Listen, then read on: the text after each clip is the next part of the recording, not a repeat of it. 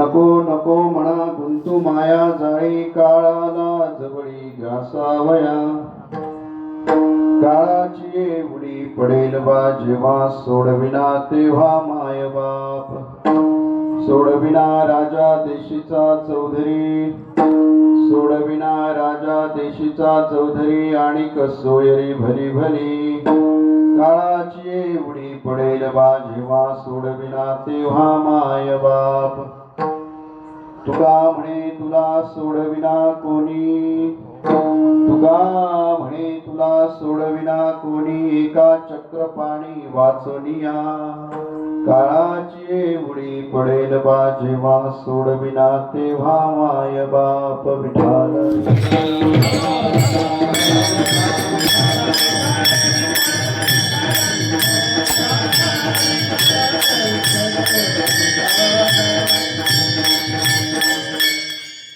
समचरण सरोजम सांद्रणीलांबुदाभं जगरणीत पाणिं मंडनं मंडनानां.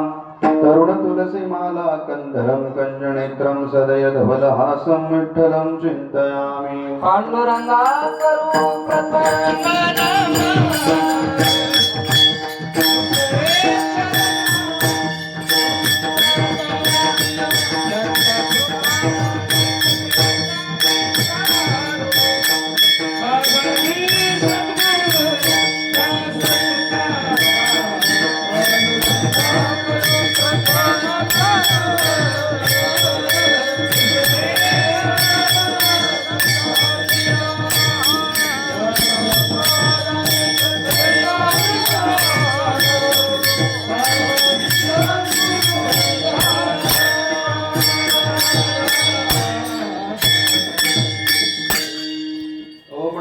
ज्ञानेश्वरा करुणा करा दयाळा.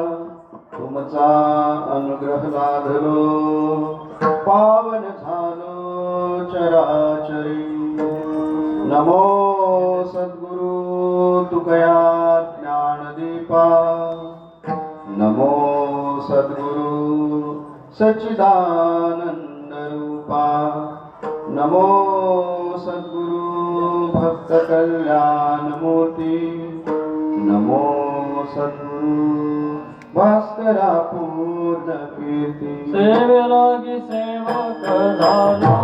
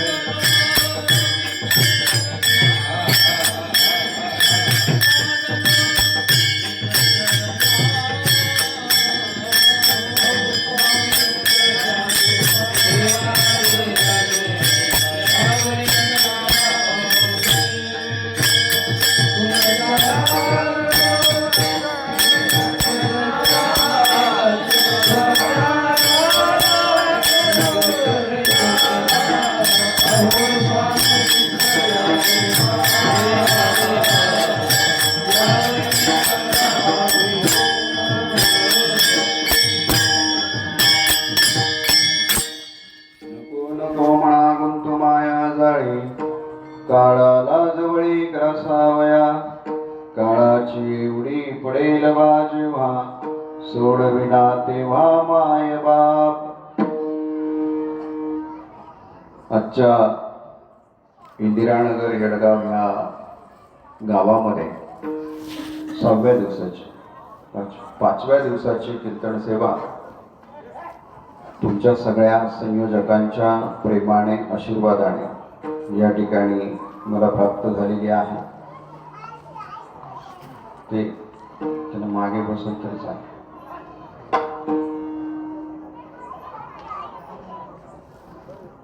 थोडीशी तब्येत बरी नाही, कीर्तन सेवा कॅन्सल करण्याचा विचार होता, पण दुराफे बाबाची शेट दिसत नाही. अरे बाबा रामकृष्ण कधी आले लक्ष द्या. मच्छिंद्र पाटील साहेब आहेत, आपण सगळे वा सगळे मान्यवर आहात. प्रकाश थोडं एक ऑपरेशन सांगितले, ते पुढे ढकलले. थँक्यू. केलं. आज खाता नाही आली, आज निरंकार आहे. काल दशमीला दुपारी खाल्लं, काल चरोलीला आम्ही कीर्तन केलं. आज इथे येतो, उद्या द्वादशीला दुपारी 12 नंतर सह्याद्री. तुमच्या सगळ्यांच्या प्रेमासाठी आणि हे माझं गाव म्हणून मी खरं तर आलोय. त्यामुळे शांतपणे चिंतन आहे का, मनावर काम करायचं, त्याच्यामुळे माझं पण मन मला स्थिर करायचं. या सगळ्या अभंगामध्ये जगद्गुरु तुकोबाराय आपल्या असणाऱ्या मनाला विनंती करतात. वारकरी संप्रदायाचा कळस ठरलेले माझा श्वास जगद्गुरु तुकोबाराय हे नीतिशास्त्रज्ञ होते, त्याचबरोबर समाजशास्त्रज्ञ होते, त्याचबरोबर विज्ञानवादी संत होते आणि त्याचबरोबर ते मानसशास्त्रज्ञ होते. जगद्गुरु तुकोबारायांच्या या उपदेशपर अभंगामध्ये, आणि असा काही दंडक नाही बाबाशेठ की त्याच वेळी तो अभंग घ्यावा, त्याचं ते आम्ही केले सगळं. हे शब्द ब्रह्म आहे.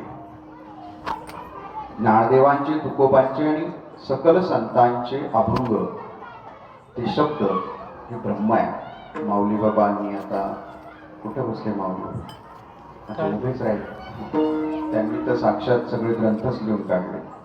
मगाशी मी त्यांना म्हणालो, तुम्ही शब्द ब्रह्माचीच पूजा मांडलेली आहे. त्यामुळे हे अभंग आहे, हे मंत्र आहे. या अभंगामध्ये नेमकी काय घडलेलं आहे ते आपल्याला गुलाबशेठ म्हणाले, बा आपल्याला हे सगळं समजावून घ्यायचं. कारण आजचं कीर्तन माझं नेहमीचंच कीर्तन आहे, एंटरटेनमेंट, अश्लाघ्य, अश्लील, टीका असं काही नसतं. याला झोडा त्याला झोडा, कीर्तनाच्या बाहेरचं असं अभंगावर बोलणं होईल आणि तुम्हाला ते जीवनाला मूलगामी परिवर्तन करणारं प्रेरक ठरेल. म्हणून जगद्गुरु तुकोबारायांचा हा जो अभंग आहे, या अभंगाचा सरळ अर्थ जर आपण लक्षात घेतला तर जगद्गुरु तुकोबाराय या ठिकाणी म्हणतात, नको नको म्हणा गुंतू माया जाळी, काळाला जवळी ग्रासावया. मनाला सांगताय माया जाळामध्ये गुंतू नकोस, नको नको म्हणा. जाळ, माया जाळ, का गुंतू नकोस? काळाला जवळी ग्रासावया, काळाची एवढी पडेल बाजूवा, सोडविना तेव्हा माय बाप. त्याची उडी पडेल त्यावेळी आपल्याला आई वडील पण सोडवणार नाही. हा सरळ अर्थ आहे. वेगळा अर्थ कीर्तनात तुम्हाला सांगेल. सोडविना राजा देशीचा चौधरी, आणि सोयरी भली भली. तुमचे किती ओळखी आहेत, राजा देशाचा म्हणजे प्रमुख, तो जरी ओळखीचा असला आणि खूप भक्कम नातेवाईक असले तरी देखील अशा वेळी तुम्हाला कोणीही वाचवणार नाही. काळाची एवढी पडेल बाजेवा, सोडविना तेव्हा माय बाप. तुका म्हणे तुला सोडविना कोणी, एका चक्रपाणी वाचवणिया. तुला त्याच्याशिवाय सोडवणारा दुसरा कोणीही नाही. त्याच्यामुळे काळाची एवढी पडेल बा जेव्हा, सोडविना तेव्हा माय बाप विठाला.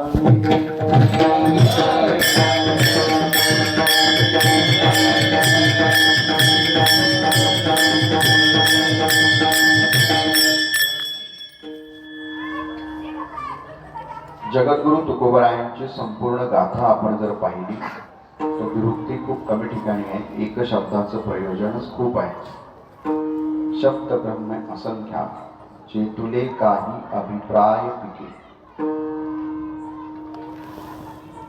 हे शब्द ब्रह्म कसं आहे, ज्ञानोबा त्याचं वर्णन करतात. बिंब तरी बचके परी प्रकाशा त्रैलोक्य थोकडे.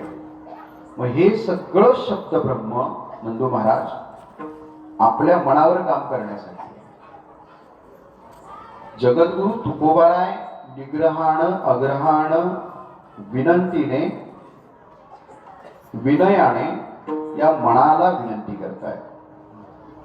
मग हे मन आणि मनाची व्याख्या इतकी महत्वाची आहे. हो आहे. पूज्य साने गुरुजींच्या आईने सांगितलं, मनाला मलिनतेचा स्पर्श होऊ देऊ नकोस. जीवनभर समजावून घेतलं. आता बहुतांशी मन ही विकृत झालेली आहे, द्वेषानं बरबटलेली आहे, अहंकारानं बरबटलेली आहे आणि याचा सारा परिणाम आपल्या दोन आयुष्यांवर होतो, एक लौकिक आणि दुसरा अलौकिक. परमार्थामध्ये राहून संसार करायचा की संसारात राहून परमार्थ करायचा याचं सुद्धा विश्लेषण करण्याची गरज निर्माण झालेली आहे. म्हणजे परमार्थात असणारी मंडळी पण मनाने दाहक बनलेली आहे, हे दुर्दैव आहे. संसारातली तप्त झालेली आहे, हे मान्य. परंतु परमार्थामध्ये काम करतानाही जर आमची मन शीतल नसतील, आमच्या मनाला दयेचा, क्षमेचा, शांतीचा परिस्पर्श मिळत नसेल तर आमचा मार्ग चुकतो. मग आम्हाला मोक्ष, ईश्वर हे सगळे शब्द शब्दकोशातच वाचावे लागतील, अनुभवात कधी येणार नाही. हे सारे अभंग हे वाचण्यासाठी, ऐकण्यासाठी नाही तर हे अनुभूतीसाठी आहे. मग ही अनुभूती घेण्यासाठी आपल्याला आपल्या मनावर काम करावं लागेल. या संपूर्ण मनाच्या अंगाने जर आपण विचार केला तर हे अंतःकरण चतुष्टयामध्ये बसतं. बुद्धी आणि मन, चित्त, अहंकार, हे चतुर्विध चिन्ह अंतःकरणाचे. मन अंतःकरण चतुष्टयाचा एक भाग आहे, मोठा भाग आहे. आणि या मोठा भाग जर दूषित झाला तर सार जीवन विफल होण्याचा फार मोठा धोका आपल्या पुढे निर्माण होतो. आणि म्हणून या मनाच्या संदर्भाने आपण अनेक गोष्टी पाहताना कबीर महाराज म्हणतात, मन के मत मत चलिए, पलक पलक मन और बहुत चंचल चपळ जाता येत नगे, जाता येत नगे, जाता येत नगे.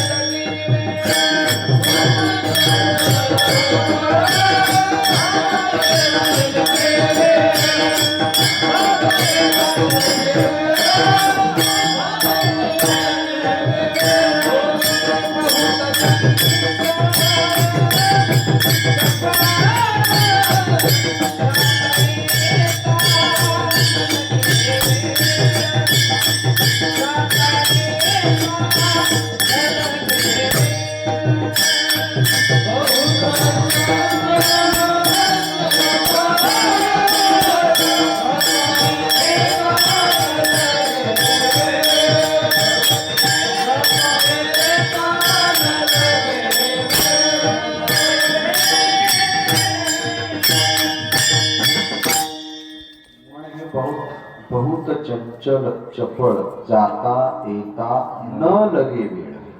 त्याला कुठे जायला आणि पुन्हा यायला वेळ लागतो. सायन्स असं सांगतं की सगळ्यात जास्त वेग प्रकाशाचा आहे, पण ते पुढे असं सांगतं की आध्यात्मिक परिभाषेमध्ये प्रकाशाच्या पेक्षा जास्त वेग मनाचा आहे. आत्ता मन माझं UK मध्ये आहे, आता गेलं USA मध्ये, गेलं लॉस एंजलिस मध्ये, सगळं जळालं, लोक पळतायत.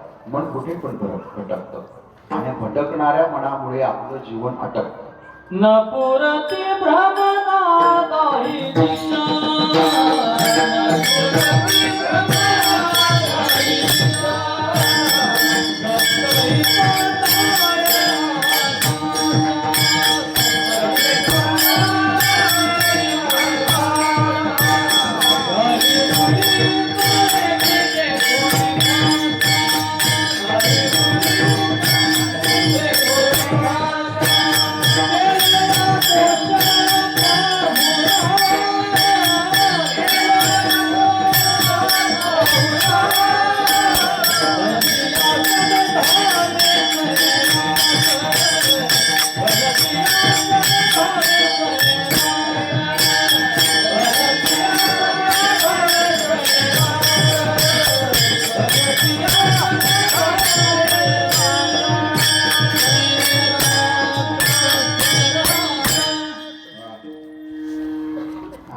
चिंतत चालू प्रवीण बा, तुम्ही नव्हते ती गाडी त्यांचा विषय झाला म्हणून मी जरा टाकत होतो. हा, सप्त पाताळ कुठे? म्हणजे त्या मनाला भटकण्यासाठी वेळच लागत नाही. आणि ते कसं धावतं, कसं होतं, आपण चित्रपट पाहिलाच आहे सैराट. चित्रपटातला शब्द इथे तुकोबांचा आहे. सैराटच होते. आणि हे सैराट असणारं मन आपल्या सगळ्यांना एका ठिकाणी अपराधी करतं. आणि ते अपराधी करण्याची जागा पण मनातच आहे. अरे म्हणा तू पापिष्ट, काय ज्ञानदेव म्हणतात, मन पापिष्ट. अरे म्हणा तू वांझटा, का फिरसी से रे फुकटा, वायाशी नसील रे म्हणा विठ्ठल वेगू. होय, विठ्ठलाच्या दिशेने तू लवकर जा. हे मन पापी आहे. बरं नुसतं पापी नाही, ते गर्विष्ठ पण आहे. मन लोभी, मन लालची, मन चंचल, मन चोर. ते लोभी आहे, लालची आहे, चंचल आहे आणि चोर आहे. आज तुम्हा सगळ्यांना आनंदाचं कारण सापडणार आहे, पण ते फक्त मनावर मात केल्याशिवाय सापडणार नाही. आज मनावर जितका काही तुमचा ताण असेल, जितक्या काही तुमच्या चिंता असतील, त्या सगळ्या टाकून द्या. आणि आज आपल्याला ही कीर्तन ऐकायचंय. जगद्गुरु तुकोबाराय ज्या अर्थानं आम्हाला विनंती करतायत, त्या अर्थाने नक्की इथे काहीतरी शास्त्र घडलेलं आहे. या शास्त्रांच्या माध्यमातून आम्हाला आमच्या जीवनाचा मार्ग सापडून घ्यायचा आहे. जगद्गुरूंच्या वाट्याला वेदना नव्हत्या का? प्रचंड. जगद्गुरूंच्या वाट्याला अपमान नव्हता का? प्रचंड. जगद्गुरूंच्या वाट्याला हाल अपेष्टा आल्या नाही का? प्रचंड. जगद्गुरूंच्या वाट्याला संसाराचा ताप आला नाही का? प्रचंड. म्हणजे शब्दात वर्णन करता येणार नाही इतका. जगद्गुरूंच्या अवतीभोवतीचं जे वातावरण होतं ते त्यांच्या विरोधात नव्हतं का? प्रचंड. या सगळ्या वेदनेतनं जगद्गुरु तुकोबाराय वारकरी संप्रदायाचा कळस ठरतायत, हे मोठं कौतुकास्पद आहे. मग यासाठी नेमकी त्यांनी केलं काय? तर जगद्गुरु तुकोबाराय एका ठिकाणी म्हणतायत की माझ्या जीवनाला अशा दोन चरणांची जागा मिळाली की माझं मन तिथे स्थिरावलं आणि साऱ्या जीवनाचा भाग गेला. आणि आता कोठे जावे मन,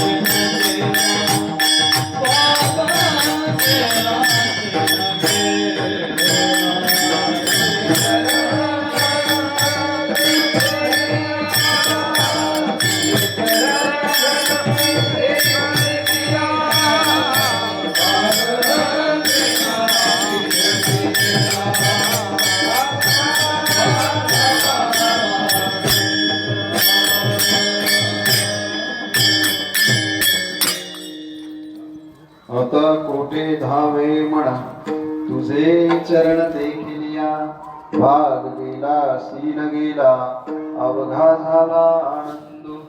जगद्गुरु तुकोबारायांना जर ही अवस्था प्राप्त झाली असेल तर आपल्याला ती होऊ शकते. आपण कितीही जगलो तरी आपला भागही जात नाही, सीनही जात नाही. आपली एकतर गोष्ट जीवनाची चुकते, एकतर आपण ज्या चरणावर आपलं सार सर्वस्व अर्पण करायला हवं ती चरण चुकतायत, किंवा आपल्याला अशी चरणच भेटली नाही की जिथे गेल्यानंतर आपल्याला विसावा वाटेल. मनाची धाव ही हाव ह्या शब्दाबरोबर जोडली जाते. जितकी हाव त्याच्यापेक्षा जास्त धाव. त्याच्यामुळे हाव कमी करावी लागेल आणि धाव योग्य मार्गावर आणावी लागेल. त्यावेळी आपलं मन निरोगी होईल आणि हे मन आपल्याला आत्मतत्वाचा अनुभव घेऊन देईल. विठाल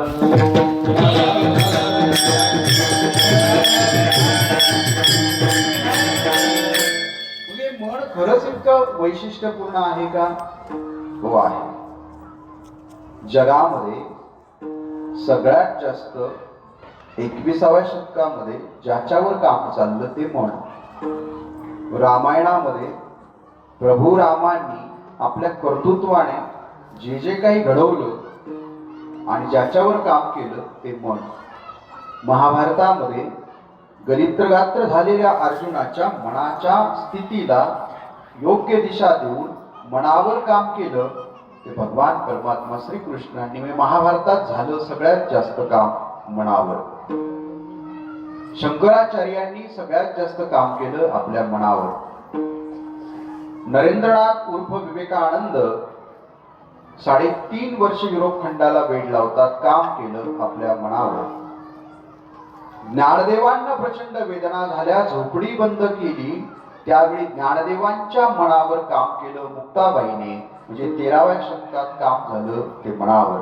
मन मारुणी म्हणणं करा ताटी उघडा ज्ञानेश्वर. 17व्या शतकामध्ये सगळ्यात जास्त काम झालं मनावर. 16व्या शतकामध्ये नागबाबांनी अनेक अपमान पचवले, स्वतःच्या मुलाचा असणारा विद्रोह पचवला आणि जलसमाधी घेतली, पण काम पूर्ण करून आपल्या मनावर काम केलं. याचा अर्थ हिंदुस्थानाची असणारी मूलाधार जी गोष्ट आहे ती मनावर काम करण्याला प्रवृत्त करणारी आहे. आपण दुर्दैवानं या मनाचा सखोल विचार केला नाही, म्हणून आपल्या जीवनाची सखोलता संपून गेली आणि उथळपणा आला. विठ्ठल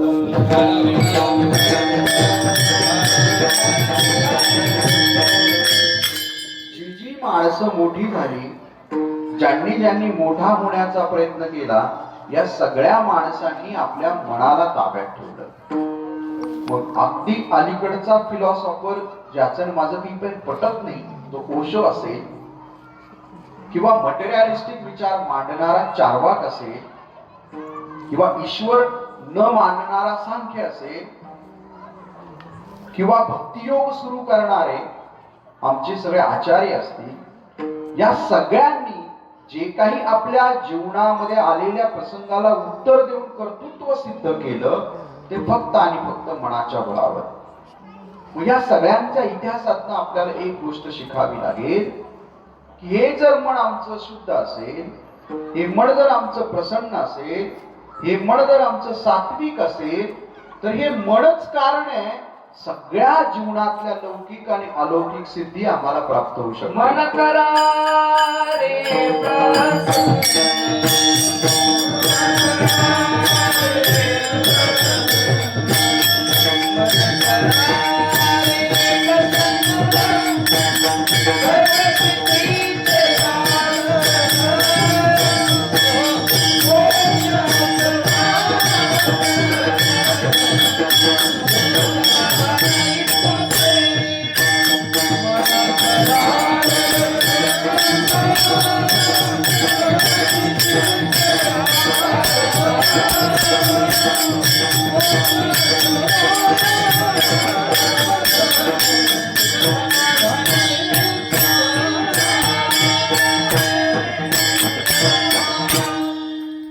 करा रे प्रसन्न सर्व सिद्धीचे कारण. एका ठिकाणी मन करा रे प्रसन्न सर्व सिद्धीचे साधन. मोक्ष अथवा बंधन सुख समाधान इच्छा ते. मोक्ष बंधन सगळ्याला कारण मन, सगळ्या सिद्धीचं साधन कारण मन, पण ते प्रसन्न हवं आहे. दुर्दैवाने सायकोलॉजिकल इंडेक्स इतका डाऊन आहे, याचं कारण मनावर काम होत नाहीये. आपण सगळेजण विचित्र अवस्थेमध्ये अडकलेलो आहोत आणि ही अवस्था आपल्या मृत्यूला कारणीभूत आहे. मृत्यू 2 प्रकारचा आहे.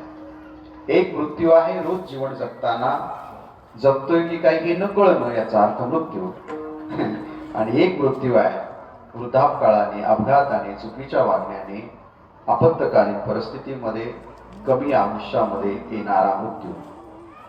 त्यालाही पुन्हा 2 कारण आहेत. एक प्रारब्ध संचित क्रिया मन आध्यात्मिक कारण आहे आणि एक जीवन जगताना चुकीची कर्म हे भौतिक कारण आहे. या सगळ्या मार्गातनं आपल्याला पुढे जायचंय. हे खूप अवघड गणित आहे, इतकं सोपं नाही. मन प्रसन्न करण्याची कुठल्याही मेडिकलमध्ये गोळी अवेलेबल नाही. मन प्रसन्न करण्याची कुठलीही जागा नाही. मन प्रसन्न करण्यासाठी संतांचा सहवास, संतांची संगत आणि ईश्वराच्या असणाऱ्या साधनेमध्ये तल्लीन होणं, स्वतःचं कायम परीक्षण करणं, याच्यातनं मनावर काम करणं.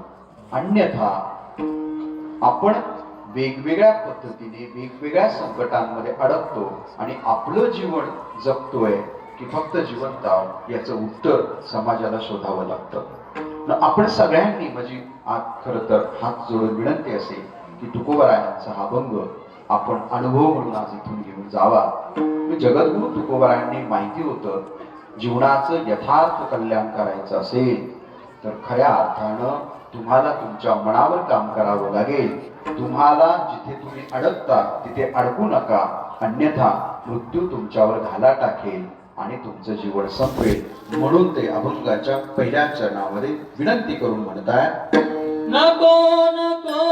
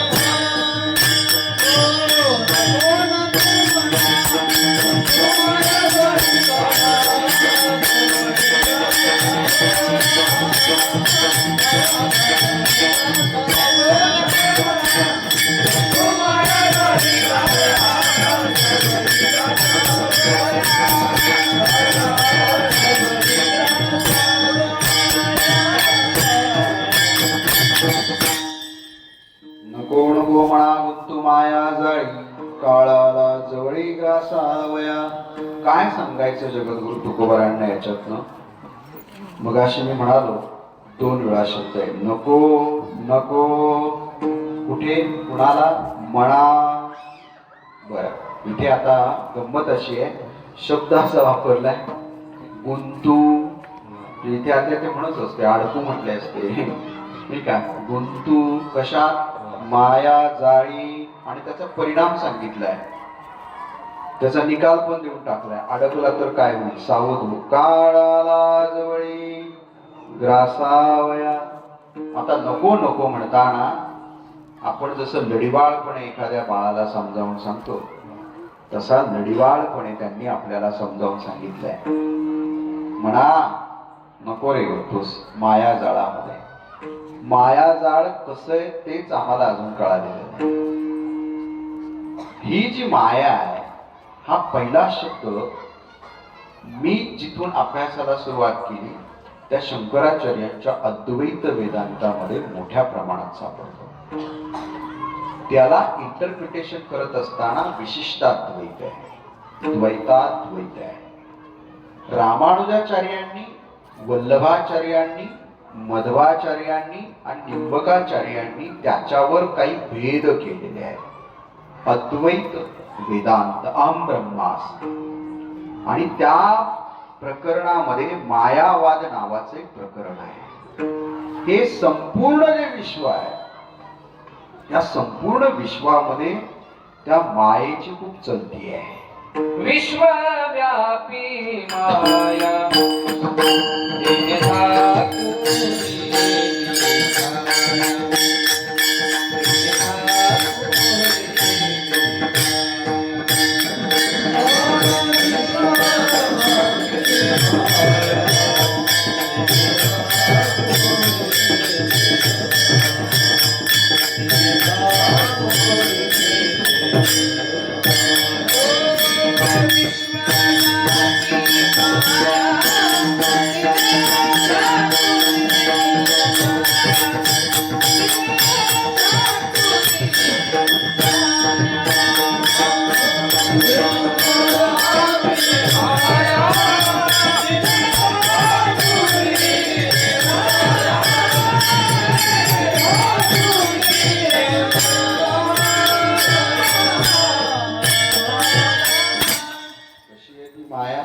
विश्वव्यापी माया तिने झाकुळली छाया. पुढे असे महाराज म्हणतात त्यामध्ये, सत्य गेले भोळ्यावरी अविद्येची चाले थोरी. सत्य गेले भोळ्यावरी अविद्येची चाले थोरी, म्हणजे या मायेचा प्रताप पण सांगितलेला आहे. जे सत्य आहे ते सत्याचाही निकाल आहे, आणि जे चालतं ते अविद्या ती उन्मत्त होत आहे. आणि या अविद्येमुळे आपला ऱ्हास आहे. सगळा ऱ्हास हा अज्ञानामुळे आहे. पण अज्ञानाचं मूळ मायेमध्ये आहे, हे आम्हाला आता कळतंय. मग अज्ञानाचं मूळ जर मायेमध्ये असेल तर त्या मायेपासून बाजूला जाणंही इतकं सोपं नाही, मन तर खूप लांब आहे. आणि या विश्वव्यापी मायेला मात्र जर अधीन करायचं असेल तर आम्हाला ईश्वराकडे जावं लागेल, कारण माया ही ईश्वराच्या अधीन आहे. काही चर्चा शंकराचार्यांच्या सिद्धांतावर होत असताना काही माणसं अशी म्हणतात, या संपूर्ण जगावर तिचं राज्य आहे. काही जणांचं म्हणणं असं आहे की ईश्वराला देखील नाईलाज होतो. काही जणांचं म्हणणं असं आहे की माया ही ईश्वराच्या अधीन आहे. आमच्या सगळ्या संतांचं तेच मत आहे, जे माझं मत आहे. मग ईश्वराच्या माध्यमातून मायेपासून आम्ही जर दूर गेलो तर आमच्या जीवाचं कल्याण आहे. मग ही माया जी आमची अविद्या वाढवते, जी आम्हाला खऱ्या वस्तूपासून लांब नेते, जी माया एक वेगळ्या प्रकारचं आच्छादन करून आमची मन कलुषित करते, त्या मायेचा इलाज लवकर करायला हवा. तो जर केला नाही, काळाला जवळे घरासावया. म्हणून ही माया, त्या मायेत गुंतू नका असं तुकोबाराय म्हणताय. इथे गुंतणं आहे. म्हणजे सहज येता येता एखाद्या कंपाऊंडला माझं शर्ट अडकलं, गुलाब शर्ट, आणि तो तार जर क्रॉस असेल तर ती सारं माझं फाडून टाकेल. गुंतलो तर तो सुटत नाही. अडकला त्याला सोडवता येतं. बारकाईने शब्द ऐका बाबा शेठ, एखादा अडकला तर त्याला आपण सोडू शकतो, पण जर गुंतलाच असेल तर त्याला आपण सोडू शकत नाही. म्हणून आपण गुंतलोय, आणि गुंतल्यामुळे कानाचा पडदा आर्टिफिशियल जेव्हा शिट्टी मारतो बिंदू पर्यंत काय सांगू आपण, गुंता विठ्ठल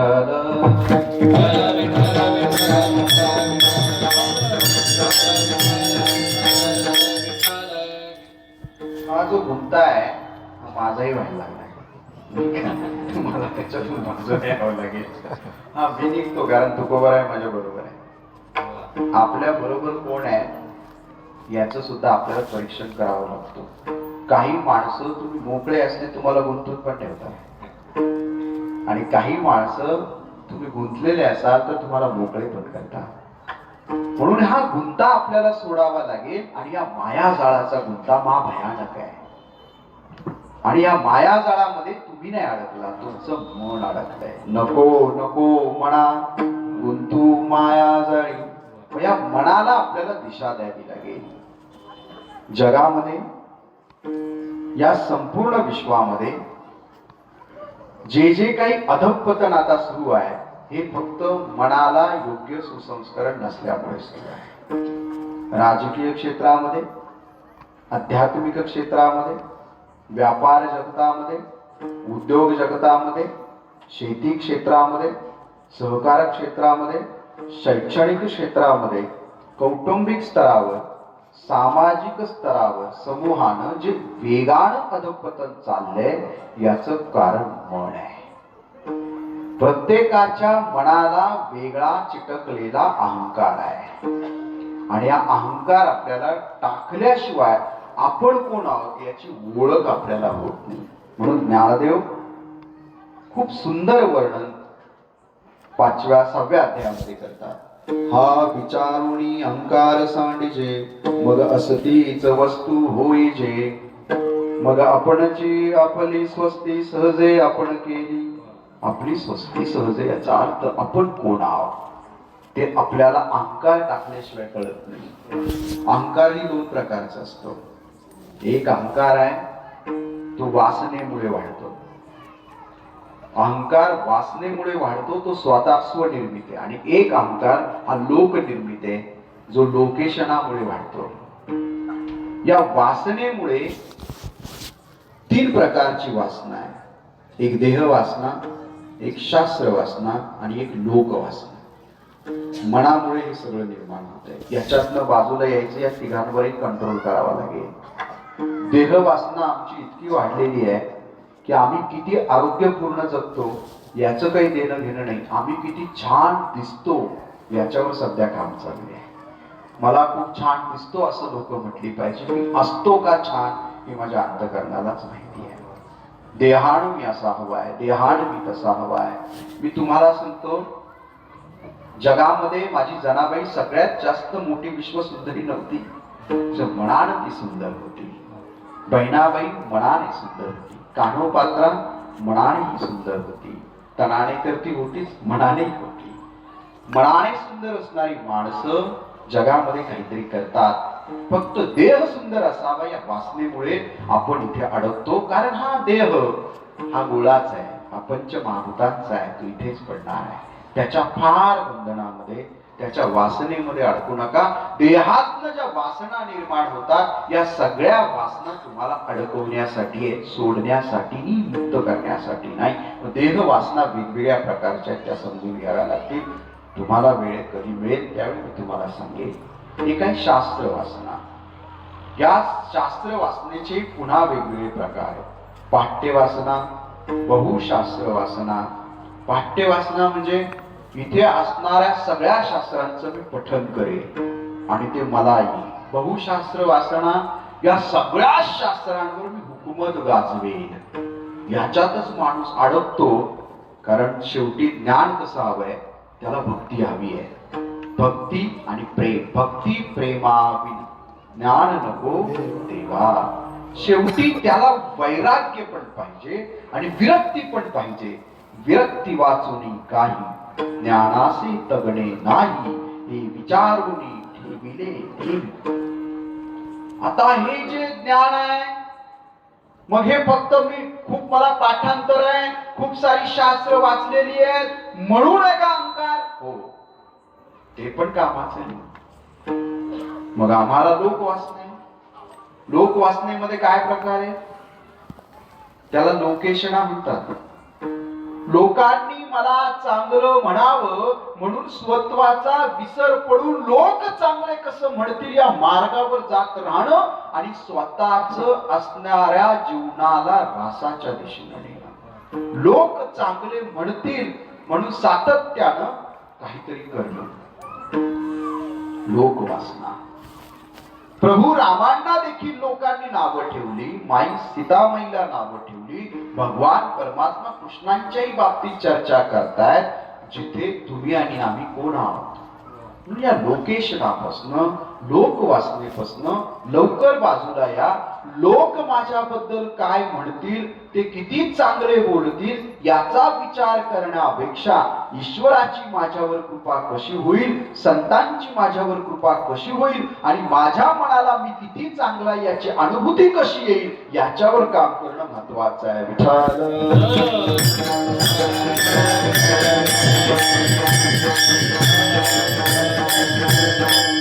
या वासनेचे मूळ छेदल्या वाचून खंडन नव्हे या गर्भवासा. मग ही वासना मायेमुळे निर्माण आहे. मायेवर पण घाला करावा लागेल. आशा तृष्णा माया अपमानाची आशा तृष्णा माया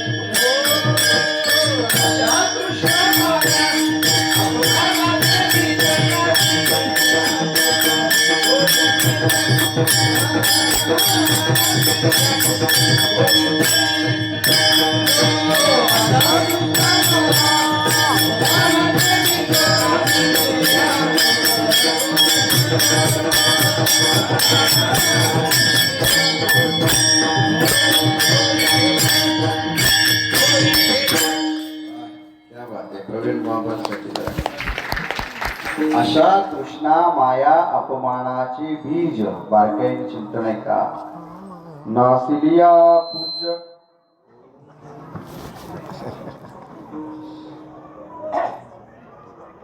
अशा तृष्णा माया अपमानाचे बीज नासिलिया पूज्य होई जेते. होई जेते हा शब्द आहे का. आपण सगळेजण खूप आशेनं जगतो आणि पदरी कायम निराशा. याचं कारण असं आहे, मनाच्या कॅपॅबिलिटी अँड पोटेन्शियल ते लक्षात न घेता आशा ठेवतो. बरं का. माझ्या क्षमता काय आहेत, माझी आवड काय आहे, माझे विचार कसे आहेत, माझं शिक्षण कसं आहे, अवतीभोवतीचं वातावरण कसं आहे, माझं आयुष्य कोणत्या टप्प्यावर आहे, मला कुठले कुठले अनुभव आलेले आहेत, या सगळ्यांचा विचार करून आशा ठेवायची असते. किंबहुना आशा ठेवूनच काम करायचं नसतं. हा सिद्धांत निरपेक्ष कर्म इथे आम्हाला समजून येतो.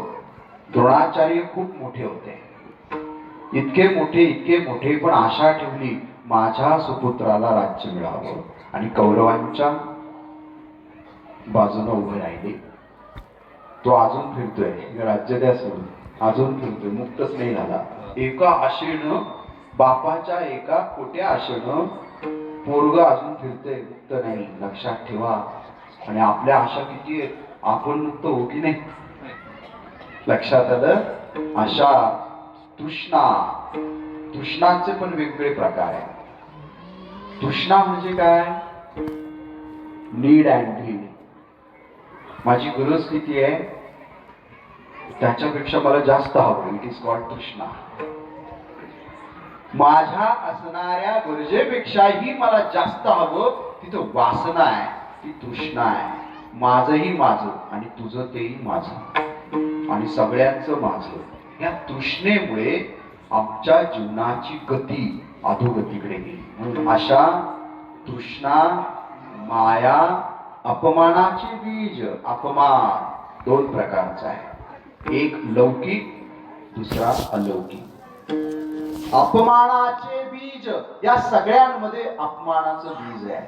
म्हणजे मला कळत नाही माझा अधिकार काय, तो अधिकार घ्यायला मी धावतो, त्यावेळी आमचा अपमान होतो. सामाजिक दृष्ट्या, आध्यात्मिक दृष्ट्या माझा अभ्यास किती आहे, माझी साधना किती आहे, माझी कर्म कशी आहे, याच्यावर तो अधिकार प्राप्त होतो. पण तसं काही न करता मला थेट आध्यात्मिक अधिकार हवाय असं म्हणतानाही अपमान होतो, जो प्रयागराज मध्ये तुम्हाला पाहायला मिळाला.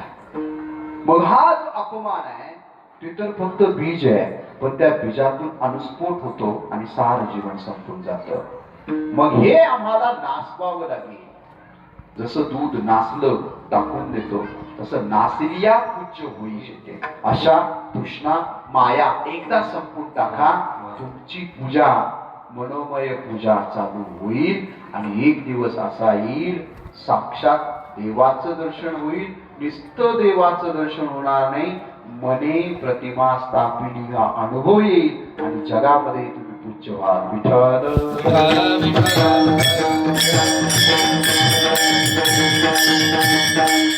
अजून काही मायेत अडकतो आम्ही. कशा कशामुळे?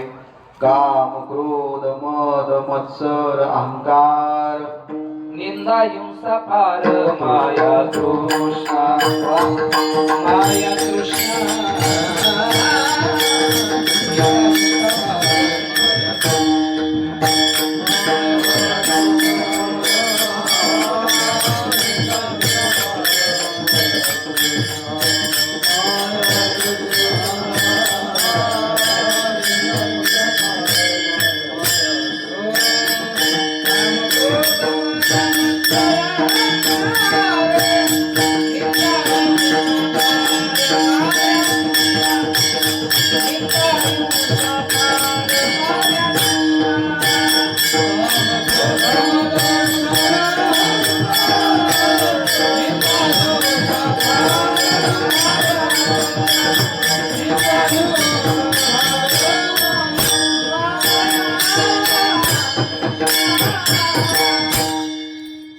कीर्तनकार जागेवर किती गीत प्रमाणावर ठरवायचे. हे प्रवीण महाराज काही सोडत नाही. प्रकाश शेट्टे खुश होत आहेत तिकडे. त्यांना हल्ली काय आले, चित्रपटाची गाणी आणि नको त्या गोष्टींनी सारी कीर्तन परंपरा डागळायला लागलेली आहे. पण आम्ही ती डागळू देणार नाही. शेवटी आमची जुंदरी आहे, आम्ही जुंदरी आहोत, आम्ही काय सोडणार. निंदा हिंसा फार माया तृष्णा. निंदेने सुद्धा आमचं अधःपतन होतं.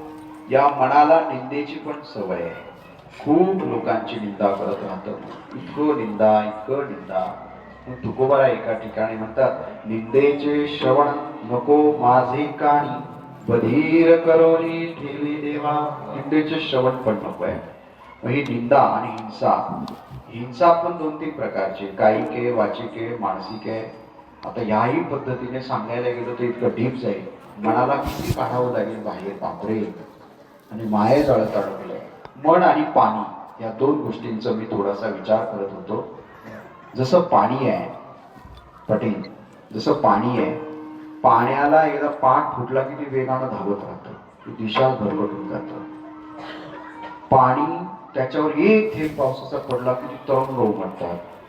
पाणी ज्या रंगात जातो त्याच्यात मिसळून जातो. तसं शेठ मन आहे. मनाला योग्य दिशा मिळाली नाही तर ते विध्वंसाच्या मार्गावर जातं.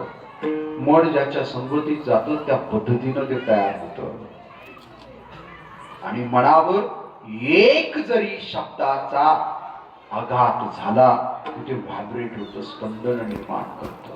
म्हणून आपण इतक्या काळजीपूर्वक कुणाच्या संगतीत जावं, मनाला आकृतीबंध निर्माण करावा याची दक्षता घ्यावी लागेल. मनाला चांगल्या संगतीला न्यावं लागेल आणि मग त्याच्यावर होणारे आघात आम्हाला समजावून घ्यावी लागतील. नाही समजावून घेतलं की आम्ही मायेमध्ये अडकलो. म्हणून हरिपाठामध्ये 21 वेळा मनावर काम झालेलं आहे. संतांची संगती गुणमार्गती आकळावा श्रीपती. तुम्ही सगळे तज्ञ आहात, तुम्हाला मनाच्या संदर्भामध्ये सगळं माहिती आहे. हरवी नमन व्यर्थ जाय, हे मन आहे. मग हे मन आता आम्हाला ताब्यात घ्यावं लागेल. म्हणजे ताब्यात घेण्यासाठी काय करावं लागेल एक हा प्रश्न आहे. ते मन ताब्यात घ्यायचं असेल तर आपल्याला संतांच्या विचाराने पुढे जावं लागेल आणि आपण आपल्यावर ताबा मिळवण्याचा प्रयत्न करावा लागेल. जिथे अर्जुनाला जमलं नाही त्याला भगवद्गीता सांगावी लागली. याचा अर्थ भगवद्गीता आमच्या मनावर काम करते. जिथे चांगदेव 65 जो चांगदेव चांगवटेश्वर अहंकारानं चाललेला वाघावर बसून आलेला, ज्याला चांगदेव 65 समजली नाही ती समजावून सांगितली मुक्ताबाई महाराजांनी, त्यावेळी आमच्या लक्षात येतं चांगदेव 65 आमच्या मनावर काम करेल. ज्ञानेश्वरी म्हणजे क्वांटम मॅकॅनिक्स आहे आणि अनुभव अमृत म्हणजे न्यूटनियन फिजिक्स आहे. हे सगळं सायन्स आहे. याच्या पलीकडे काहीच नाही. आणि आम्ही ग्रंथ वाचत नाही, संत पूजत नाही आणि देव मानत नाही, म्हणून रसा तळाला आहे. विठ्ठल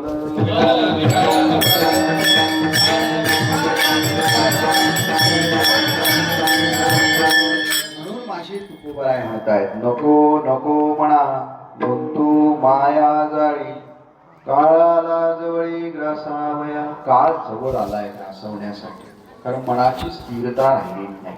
परीही योगो मना समाधी. मनाची स्थिरता ही समाधीची लक्षण आहे. ज्ञानदेवी काय ते ज्ञानदेवी जपमाळ केली नाही.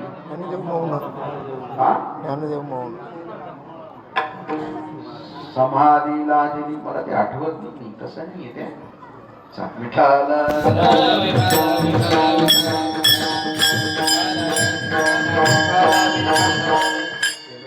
मध्ये गेलो का असं भटकत राहतो, कुठे कुठे लागलं हाताला तर तुमचं नशीब. मी सांगेल पुढच्या कीर्तनाला. ज्ञानदेव, तुकोबाराय, नाथबाबा आणि नामदेव महाराज या सगळ्या चार जे खांब आहे, या चारही खांबांकडनं आम्हाला समजून घ्यावं लागेल. ज्ञानदेव तर 22व्या वर्षी जीवन संपवलं तरी पूर्ण कार्य आहे. तुकोबाराय 42व्या वर्षी वैकुंठाला गेले तरी पूर्ण कार्य आहे. नामदेव महाराज इतकं भारत भ्रमण करून आले तरी देखील पांडुरंगाला फक्त समाधीची जागा आली. आणि काय अहंकाराचा वारा न लागू राजसा, माझ्या विष्णुदासा भाविका, कल्पनेची बाधा न हो काळी. ही संत मंडळी म्हणजे काय यांच्या मनावर यांचा किती ताबा होता. त्याच्यामुळे काळ जरी आला तो गणित गात्र झाला. मुळात यांना काळच आला नाही न्यायला, देवच न्यायला आले. लक्षात ठेवा. आपलं मन इतकं सक्षम करा, काळ आला निधड्या छातीनं त्याला उत्तर देता आलं पाहिजे. तर तुमचं मन तितकं सक्षम हवंय. बाकीच्या गोष्टी तर खूप किरकोळ आहे. म्हणून नको नको म्हणा गुंतू माया जाळी. जाळ आहे, जाळ, जाळी म्हटलंय. त्या जाळीमध्ये अडकलो, जसं माशांवर जाळे टाकल्यानंतर ते अडकतात, किती लांबून. बरं, त्या जाळाला एखादाच तुकडा असतो. आम्ही पण कोणत्या तुकड्याला पाहून धावतोय आणि कोणत्या जाळ्यात अडकतोय याचं आम्हाला कायम परीक्षण करावं लागेल. मग तो तुकडा पदाचा आहे, तो तुकडा संपत्तीचा आहे, तो तुकडा प्रतिष्ठेचा आहे, तो तुकडा मानाचा आहे, तो तुकडा सन्मानाचा आहे. कसला तुकडा आहे? तो लोभाचा आहे, तो कामाचा आहे, तो व्यसनांचा आहे. कुठला तुकडा आहे? आणि जाळं टाकणार कोण आहे? त्या जाळ्यामध्ये आम्ही अडकलो तर काय होईल आमच्या जीवनाचं? त्राही त्राही माप जाईल. म्हणून आजपासून जो तुकडा तुमच्या पुढे येणार आहे त्याला प्रश्न विचारा, हा तुकडा माझ्या कामाचा आहे का? तर धावा. थोडा मिळाला धावत राहतात. त्यावेळी मी सगळे तुकडेच फेकून दिले. डायरेक्ट मृत्यूपत्र करून टाक. अजिबात तुकड्यांच्या नादी लागायचं नाही. पहिली गोष्ट म्हणजे प्रॉपर्टीतून बाहेर पडलो. दुसरी गोष्ट कीर्तनाच्या पैशातून बाहेर. पहिल्याच कीर्तनात शेठ तुम्ही होता. अजिबात पाणी नाही, अन्न नाही, मानधन नाही, हार नाही, बुक्का नाही, फक्त साधना. तुमच्यासाठी हँडबिलवर कीर्तन सेवा आहे, माझ्यासाठी कीर्तनाची साधना आहे. हे कीर्तन माझ्यासाठी साधना आहे. माझ्या पुढे आलेला समाज आपल्याला किती त्रास होतो हे सांगायचं नाही, पण त्यांना त्यांच्या त्रासातून संतांच्या वचनातनं मुक्त करायचं, हा खरा तर गाभा कीर्तनाचा आहे. म्हणून तुमच्या सगळ्यांना सांगतोय, काळ तुकोबाराय म्हणतात, आला जवळी ग्रासावया. काळ ग्रासावायला येतच नाही, आपण काळाकडे धावतोय. चुकीचं वागणं, काळाच्या जवळ जाणं, चुकीची कर्म करणं, काळाच्या जवळ जाणं. आपण जन्माला आलो ना, गर्भापासून काळ आपल्या मागे आहे. आपण काही माणसं गर्भातच जातात, काही माणसं रांगताना जात आहेत, काही माणसं चालायला लागल्यावर जात आहेत, काही माणसं शिक्षण घेताना जात आहेत, काही माणसं संसारातून जात आहेत, काही काम करताना जात आहेत, काही रोगानं जात आहेत आणि काही वृद्धापकाळानं जात आहेत हे मात्र नक्की आहे. हा जाण्याचा प्रकार आहे, तो आपल्या वाट्याला लाभवायचा असेल, किंबहुना काळावरही मात करायची असेल, तर आपल्याला मिळालेल्या मनावर काम करावं लागेल. आणि हे जे मन आहे, ते मन फक्त आपलंच आपल्याला साक्षी असतं. आपल्या मनाचा साक्षीदार ईश्वराशिवाय दुसरा कोणीही नसतो, लक्षात ठेवा. आणि आपल्या मनाला गती, सद्गती, परमगती प्राप्त करून घ्यायची असेल, तर कायम आपल्याला साक्षीभूत राहावं लागेल आपल्या मनाला, आपल्याला. म्हणून त्याला म्हणतात control our mind, conversation with our mind. आता याच्या पलीकडे सांगतो, मन अशी जागा आहे की त्या जागेतनं आपण आत्मतत्वापर्यंत पोहोचतो. शेवटी विचार कुठे येतात? कुठे येतात? मनातच येतात. कृती करण्या अगोदर ठरतं कुठे? मनातच. एखाद्याचा राग आला कुठे ठरतो? मनातच. एखाद्याला क्रियाला प्रतिक्रिया द्यायची ठरतं कुठे? मनातच. नको ते करायचं ठरतं कुठे? मनात. म्हणून मुक्ताबाई महाराज म्हणतात, मन ओढाळ गाय बघा, जाऊ नये तिकडे जाय, खाऊ नये ते खाय, म्हणून मोडावा तिचा पाय विठ्ठल.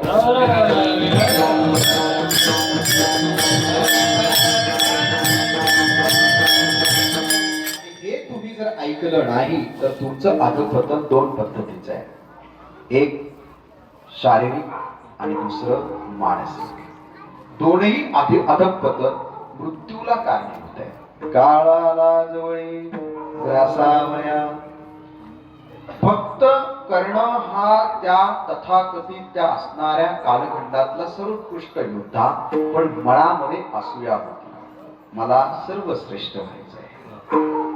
त्याच्या मनामध्ये त्याने सर्वश्रेष्ठ होण्याऐवजी जर उत्तम होण्याचा ध्यास घेतला असता, तर कदाचित कर्ण हा जगातला महारथी म्हणून आमच्या वाट्याला आला असता.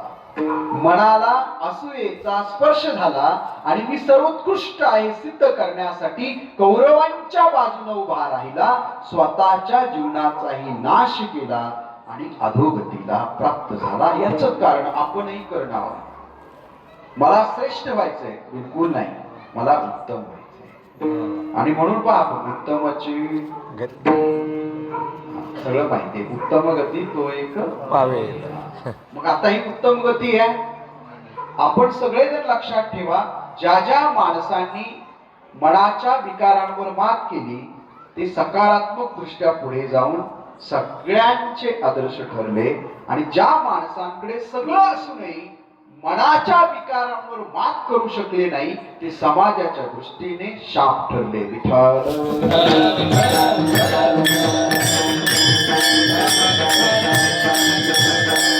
काळ आला जवळ ग्रासावया. मानसिक रोगी वाढलेत लोक, म्हणून तर काळ जवळ ग्रासवायला आलाय. आणि मन खचलं, शरीर खचलं. म्हणून आपली जुनी लोक म्हणतात, काही झालं मन खचू देऊ नकोस. मनावर तर शरीर आहे, त्याच्यावर तर बुद्धी आहे, मन जागेवर नाही. काय करणार आहे जप तप करून? पहा, बाबाशी ठिकाणी खूप सुंदर वर्णन आहे. जप तप अनुष्ठान अवघे मनेची मलिन. जप तप अनुष्ठान अवघे मनेची मलिन. मन इतकं मलिन आहे, त्याचं काहीच नाही आहे ना, त्याचा उपयोगच होत नाही ना. जप तप अनुष्ठान अवघे मनेची मलिन. दया शांती क्षमा मने नयती समा. जर दया, शांती आणि क्षमा आमच्याकडे येत नाही, याचा अर्थ आम्हाला एन्झायटी आहे, आम्हाला स्ट्रेस आहे, आम्हाला डिस्ट्रॅक्शन आहे, आणि त्याचं रिझन आहे कॉज ऑफ डेथ. या सगळ्या गोष्टी त्याच्या रिझन आहेत.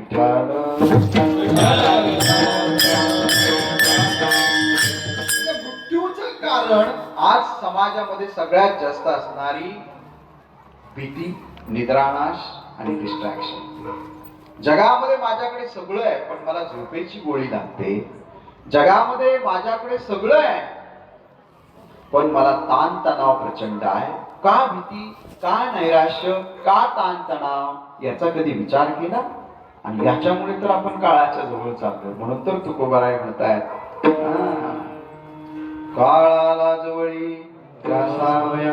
आता मी या वयाचा झालो, माहित नाही काळ कधी येईल. काळ तिथेच बसलेला आहे, मी काळाकडे चाललोय. माझ्या कर्माने मी काळ लवकर घ्यायचा की उशिरा घ्यायचा, माझ्या कर्माने कधी लवकर जायचं ते मला ठरवायचं. आता लवकर जाण्याचे दोन प्रकार आहेत. एक, माझं कार्य संपलं, आता मुक्तीची द्वार उघडली, मी निघालो. दुसरं, या मानवी योनीमध्ये तुला जन्म देऊ नये, तू चुकीचाच वागला, आता तुला संपवतो आणि रसातळाला दुसऱ्या योनीत घालतो. हा दुसरा प्रकार. काळाला जवळी ग्रासावया. तुम्हाला कुठला मृत्यू हवा हे तुम्ही ठरवायचंय. किंवा तिसरा प्रकार आहे, जोपर्यंत ईश्वर श्वास देईल त्या प्रत्येक श्वासाघडीत मी चांगली कर्म करेन, चांगला वागेन, मायेच्या अधीन राहणार नाही, लोभापासून, व्यसनांपासून, द्वेषापासून, असूयांपासून मी लांब राहील, आणि जो जो क्षण माझ्या वाट्याला येईल मी सत्कर्मामध्ये व्रत राहील. मग मृत्यू कधी येईल काळजी करू नका, मुक्त झाल्याशिवाय राहणार नाही. विठ्ठल.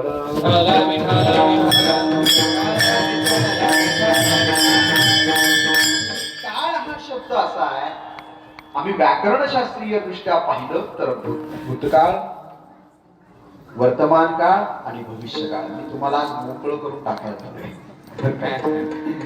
भूतकाळ, बरीच माणसं मी त्यांचं अवलोकन केलं, आपलं 90% आयुष्य भूतकाळ घेऊन जगत असतात आणि त्याच्यामुळे त्यांच्या जीवनामध्ये आनंद त्यांना कधी प्राप्त होत नाही. इतका भूतकाळ घेऊन जगतात जसं एखादी ट्रक आहे, ती फक्त 5 टन बोजा घेऊन वाहू शकते, चालू शकते सुस्थितीमध्ये.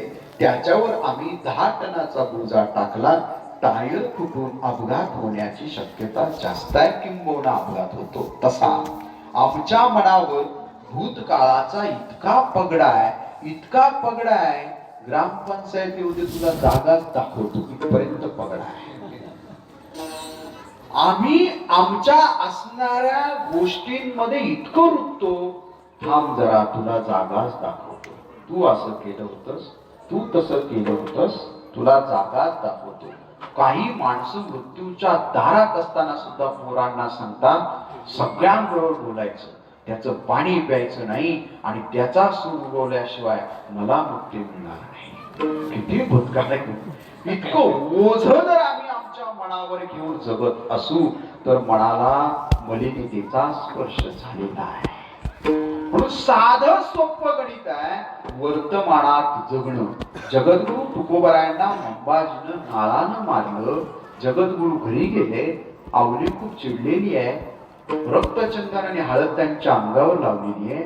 रक्ताच्या धारोळ्यातले तुकोबा कानोबानं गंगाराम पंत मवाळ आणि संताजी जगनाळे घरी घेऊन गेले. आवली नाळ घेऊन मंबाजीवर धावली, मंबाजी घर बंद करून बसला. तुकोबांच्या असणाऱ्या अंगावर लेप आवली लावते जिजाई, आणि मग तुकोबांना वेदनेतून मुक्ती मिळाल्यावर जाग येते आणि तुकोबा विचारतात, अरे आज एकादश आहे, आज विजया एकादश आहे, बरोबर, अशीच एकादश आहे आणि आज पांडुरंगा पुढे कीर्तन करायचंय. गंगाधर पंत मवाळ, संताजी जगनाळे यांच्याही पायात काटे भरलेले आहेत. मंबाजीने प्रदक्षिणा मार्गावर काटे टाकले होते आणि ते काटे आपल्या सहकाऱ्यांच्या पायाला वेदना करतायत, म्हणून यांच्या मनाला वेदना झाली आणि म्हणून मंबाजीवर राग व्यक्त करण्यासाठी नाही तर प्रदक्षिणा मार्गावर चाललेल्या भाविकांच्या पायाला काटा लागू नये म्हणून त्या प्रदक्षिणा मार्गाचे काटे कडणारे तुकोबाराय मंबाजीने पाहिले, काट्याची नाळ 3 मोडली इतकं मारलं तरीही मंबाजीच्या बद्दल शब्दाचीही तक्रार केली नाही. लोकांना त्रास होऊ नये म्हणून मला त्रास झाला तरी चालेल आणि पुन्हा ज्यानं मारलं त्यालाही त्रास झाला असेल म्हणून त्याच्या घरी रक्तचंदन आणि हळद घेऊन गेले. मंबाजी बुवा, तुम्ही कीर्तनाला आल्याशिवाय मला आनंद मिळणार नाही. मंबाजी कणताय, वेदनेनं मंबाजींना त्रास होतोय. त्यावेळी मंबाजीला लेप लावून हात धरून दोघेही लंगडत लंगडत पांडुरंगाच्या मंदिरामध्ये येतात. एकादशीचं कीर्तन होतं. याचा अर्थ माझे जगद्गुरु हे किती मोठा मनोविजय आहेत याचं उत्तम उदाहरण आहे. विठ्ठल नाहीतर ते ज्यावेळी जिजाईला म्हटले, आवले चल वैकुंठाला जायचंय, त्यावेळी ते म्हटले असते बरं तू नाही यायचं ना, ऐक विठोबाला सांग, भागीरथीला सांग, गंगाला सांग, तुझ्या पोटी जन्माला येणाऱ्याला सांग, त्या मंबाजीला सोडू नका. म्हटले का काही नाही. ते काही पटले नाही म्हणून ईश्वर त्यांचा झाला. आपण कायम दोष देतो, कायम लोकांची अवहेलना करतो, कायम त्यांचे अपमान करतो, कायम आपण प्रतिशोध घेण्याचा प्रयत्न करतो म्हणून आपण ईश्वरही होत नाही, संतही आपल्याला भेटत नाही, आपण दानव होतो. म्हणून या दानवाचा मानव करायचा असेल तर भूतकाळातलं जगणं सोडा. मग 2 प्रकारचं जगणं आहे, चांगलं आणि वाईट. मी खूप चांगलं केलं हा सुद्धा विचार तुमच्या गतीला कुंठित करतो, त्याच्यातनं अहंकार जन्माला येतो. आणि चांगलं केलं म्हणून आता कोण चांगलं म्हणत नाही, जाणीव ठेवत नाही, याचं अंतःकरणाला दुःख होतं. पुन्हा दुःखामध्ये येता गती कुंठित होते. मी खूप वाईट केलं त्याच्यानंतर रसातळाला जाल, पण आता वर्तमानात मी चांगलं करेल हे बुद्धीला, मनाला, चित्ताला कायम सांगा. कुणी काय केलं असेल ते तत्काळ सोडून द्या, अजिबात. या ब्रह्मांडामध्ये 700 कोटी लोकसंख्या आहे, पण या ब्रह्मांडामध्ये $1,000,000,000 $1,000,000,000 एवढ्या संख्येच्या लोकांची हाडं आणि काडं या मातीमध्ये माती झालेली आहे. आपण कोण आहोत? जेवढी लोक या पृथ्वीवर जिवंत आहेत त्याच्या लाखो पटीनं लोक जन्माला आली, मेली, इथंच माती झाली. आपण किमान मुक्तीचा विचार तर करू. मग आपल्याला ना कोणाचा द्वेष, नको प्रतिशोध, आता शोध घ्यायचा तो फक्त आपल्या आत्मतत्वाचा. त्यासाठी आजचं कीर्तन आहे. विचार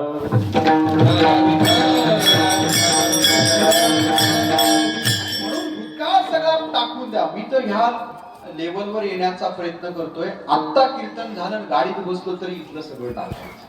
कीर्तन झालं तरी बरेच जण म्हणणार वेळेवर सोडलं नाही, चांगलं केलं, आवाज काहीच मनावर घ्यायचं नाही. आपल्या मनाला आपण साक्षी ठेवायचं. मी काय केलं माझ्या अंतःकरणाला माहिती. ते बोलले हा त्यांचा स्वभाव आहे. त्यांनाही दंडवत, दुरितांचे फळांची, बस इतकं रोज आपण म्हणतो. या अवस्थेला आपण आलं पाहिजे. क्षणात आत्ता पत्नी रागावून बोलली, मनामध्ये वेदना झाल्या आणि मी काहीतरी बोलणार आहे. वर्तमानात जाऊच नका, वर्तमानात राहा, भूतकाळात जाऊ नका. बोलली, क्षण निघून गेला, या क्षणाचं काय. इतकं अवस्थेला तुम्ही ज्या दिवशी याल ना त्या दिवशी लोक तुमच्या पाया पडायला सुरुवात करतील. यद्यदाचरति श्रेष्ठ सतप्त देवोत्तर जनहा सै प्रमाण कृते लोकस्त गुणवर्तते. मग इथे भविष्याची चिंता नाही. भूतकाळ संपला. वर्तमानामध्ये मी जर असा जगलो तर भविष्य जे असेल ते माझ्यासाठी उत्तमच असेल. विठ्ठल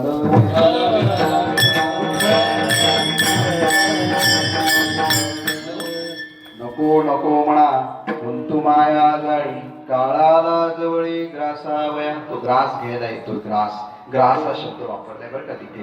म्हणजे तो आपल्याकडे बिबटे आहेत ना खूप सारे, ते कसे तसा ग्रास घेतो, तो सोडत नाही. जसा चंद्रग्रहण तुम्हाला माहितीये कसं लागतं, तसा ग्रास घेतला म्हणजे पूर्ण गिळून घेतो. ग्रास म्हणजे गिळणं. तो गिळून घेतो काळ आपल्याला. आपलं काही नामशेष राहत नाही. अंगावरचे दागिने नाही, कपडे नाही, त्वचा नाही, काही नाही. काळानं ग्रास घेतला झालं, मेलेलं भड आहे. बरं का. वमेलिया अन्ना लाळना घोटी जेवी रसना. बरं का. अंगाने अलिंगणा प्रेताची आहे. तसा उकलेलं अन्न पुन्हा आपण जिभेनं चबळत बसत नाही, तो रसस्वाद घेत नाही, मेलेल्या मड्याला जाऊन मिठी मारत नाही. त्या पद्धतीनं भूतकाळामध्ये घडलेल्या घटनेकडे जर असं आपण पाहिलं तर वर्तमान तुमचं चांगलं आणि भविष्य तुमचं उत्तम. मग काळ आला तरी घाबरायचं नाही. कारण तुकोबराय असं म्हणतात, काळ तुमचा ग्रास तर घेणारच आहे. त्याच्यावर गौतम बुद्ध असं म्हणतात, आपल्या वाट्याला आलेलं जगणं अपघातातलं आहे, मृत्यू हा शाश्वत आहे. अपघातातलं जगणं आपल्या वाट्याला आलं याचा अर्थ कधी काळ ग्रास कधी येईल सांगता येत नाही. तुकोबराय दुसऱ्या चरणात, काळाची मुडी बळील माझेवा, काळाची मुडी बळील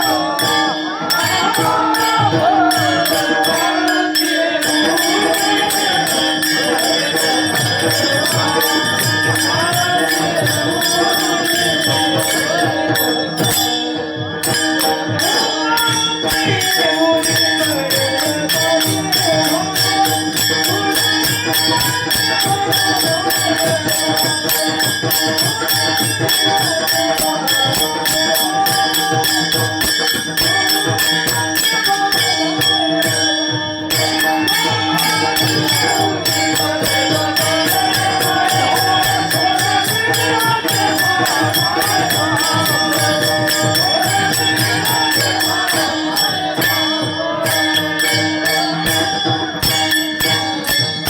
काळाची पडेल बा जेव्हा सोडविना तेव्हा माय बाप. काळाची उडी पडते. उडी आपल्याकडे बिबटे आहेत, वाघ आहेत, उडी टाकतात ना शॉपदावर. आता माणसाच्या नरड्याला पण उडी मारायला लागली. तसा काळ नरडच पकडतो. बरं का. आता उडी टाकतो तो असं सांगत नाही, आलो बरं का, येतो बरं का, धरतो बरं का, पकडतो बरं का. आची बात क्षणार्धात झोपेत ओम भट स्वाहा. झोपेत चालता चालता व्यायाम करता करता त्या दिवशी त्या 255 किलोचं वजन ऑलिम्पिक्स खेळणारी मुलगी राष्ट्रकूटमध्ये मिळालं. मानेवर पडलं. व्यायाम करायला गेली, मानेवर पडलं. कधी काय होईल. मायकेल जॅक्सन 40 डॉक्टर देतील तिला रोज. सगळ्यात $1 ट्रिलियन बेबी होता तो. इतक्या शस्त्रक्रिया करून घेतल्या होत्या आणि त्याला खूप जगायचं होतं. इतकं जगायचं तर मृत्यूला हरवायचं होतं. मृत्यूला हरवण्याचा विचार करणारा माणूस 40 वर्ष सुद्धा पार करू शकला नाही. काळाची उडी पडेल बा जेव्हा सोडविना तेव्हा मायबाप. मायबाप पण सोडवत नाही. किती तुम्ही प्रसिद्ध व्हा, मी सोडवणार. एकदा मनोहर पर्रिकरांचं शेवटचं पत्र वाचा, मृत्यूच्या शय्येवरचं, मग तुमच्या लक्षात येईल. कुणीच सोडवत नाही. त्या अवस्थेला कळतं जीवन नेमकी कसं आहे, कसं जगायला हवं होतं आणि कसं जगलो. म्हणून काळ त्याच्यावर मात करणारा अजून जन्माला आलेला नाही. तो उडीच मारतो, पकडतो. त्याची उडी कशावर ठरते हे सांगतो. तुमच्या असणाऱ्या प्रारब्ध, संचित आणि क्रियामान. आता हे प्रारब्ध कर्माचा भाग आहे, संचित कर्माचा भाग आहे, क्रियामान कर्माचा भाग आहे.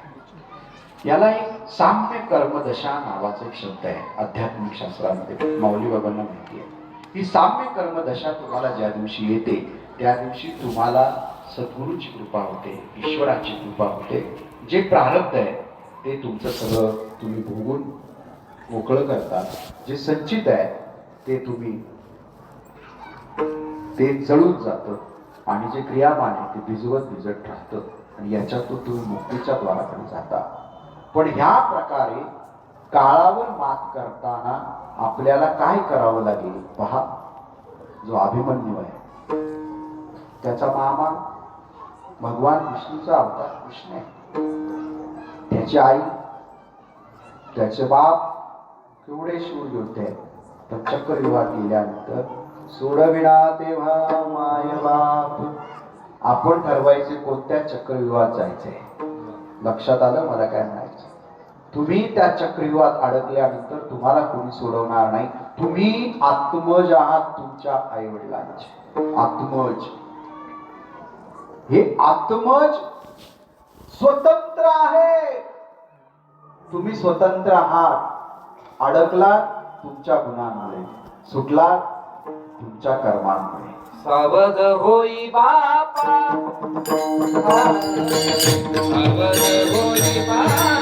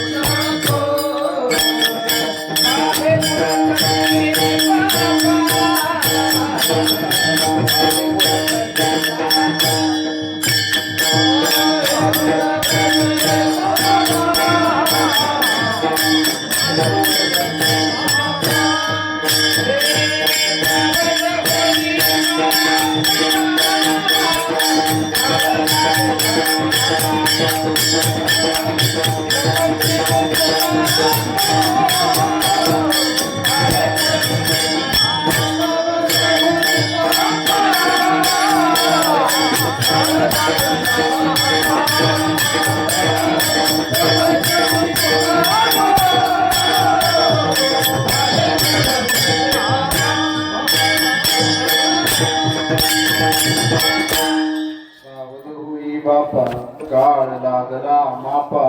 प्रपंची गुंतू नको पाही बुडतसे पापा. आता आपण ठरवायचं सावध व्हायला पाहिजे. प्रपंची गुंतलोय, पापाचं काय करायचंय, काळाचं काय करायचंय. सावध होई बापा काळ लागला मापा. त्याचं माप चालू झालेलं आहे. आता आपण ठरवा ना. आपण जे अडकलो ना, पोराचं असं झालं पाहिजे, पोरीचं तसं झालं पाहिजे, आमचं असं झालं पाहिजे, आमचं तसं झालं. ठीक आहे ना, जीवन आहे, संसार आहे, काय तोच विचार. देवाकडे गेल्यानंतरही देव नको, देव नको, देवाची कृपा हवी आहे. कशासाठी. पोरीचं लग्न होऊ द्या, प्रमोशन मिळू द्या, बंगला होऊ द्या, गाडी होऊ द्या, पद मिळू द्या, आमदार होऊ द्या, मंत्री होऊ द्या, काय देव नको, देव नको. ज्याची भक्ती देवासाठी नाही तो भक्त पण देवाला आवडत नाही. तू वल्लभा मी कांत वैसे. कसा आहे अर्जुना, तोची भक्त, तोची योगी, तोची मुक्त. कसा आहे तो भक्त आहे. तसं आपल्याला भक्त होता आलं पाहिजे. नाहीतर आपण सगळेजण आपलं माप तयार झालेलं आहे. माहित नाही काटा कधी पलटी मारे. लक्षात ठेवा. सावध होई बापा. तर कुठे कुठे अडकलो आपण. धनामध्ये, मुलांमध्ये, पत्नीमध्ये. हे सगळे नरकाची द्वार आहे. धन, पुत्र, माया, दारा हे तो आवडे नरका धारा. हे सगळ्या नरकाची दार आहे. कारण लिमिट ठेवलेलं नाही. लिमिट.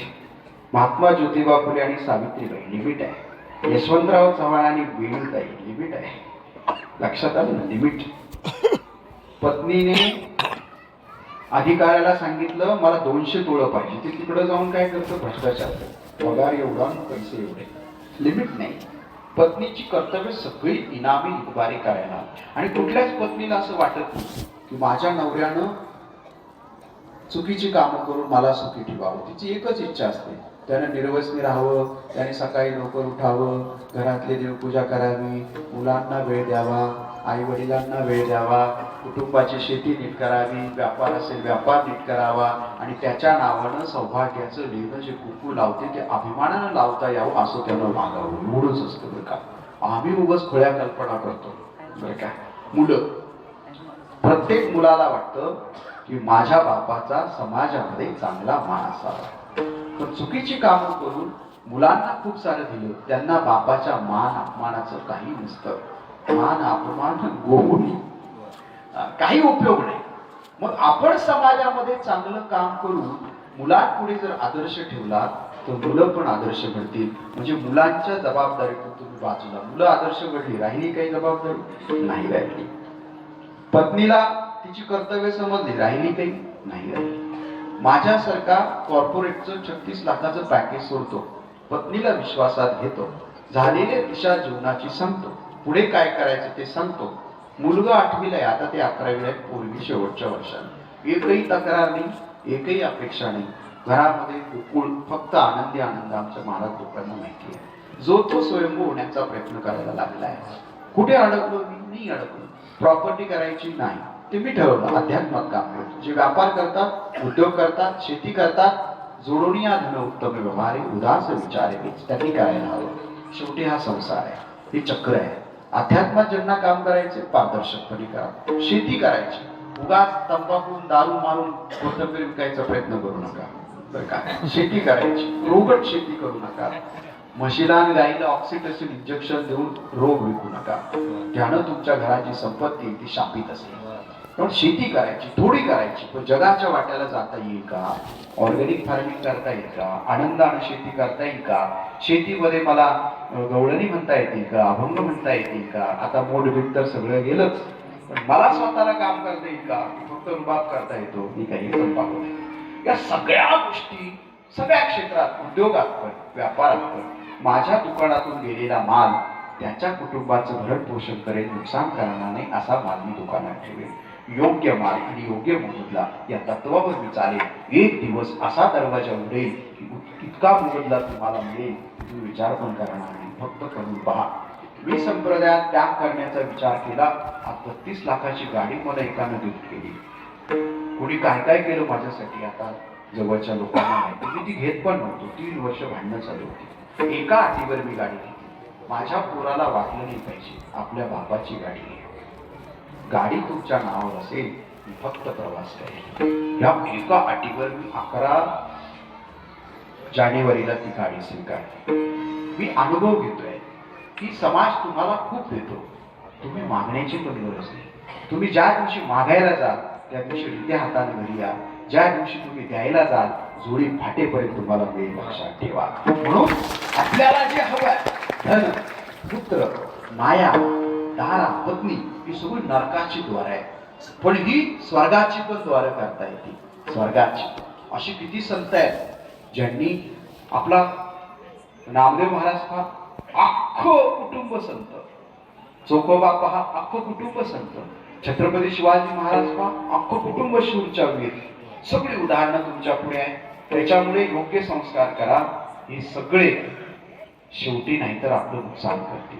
म्हणून काळाची एवढी पडेल बा जेव्हा, सोडविना तेव्हा माय बाप. आई वडील पण सोडवायला येते. कोविड मध्ये आपण अनुभवलं.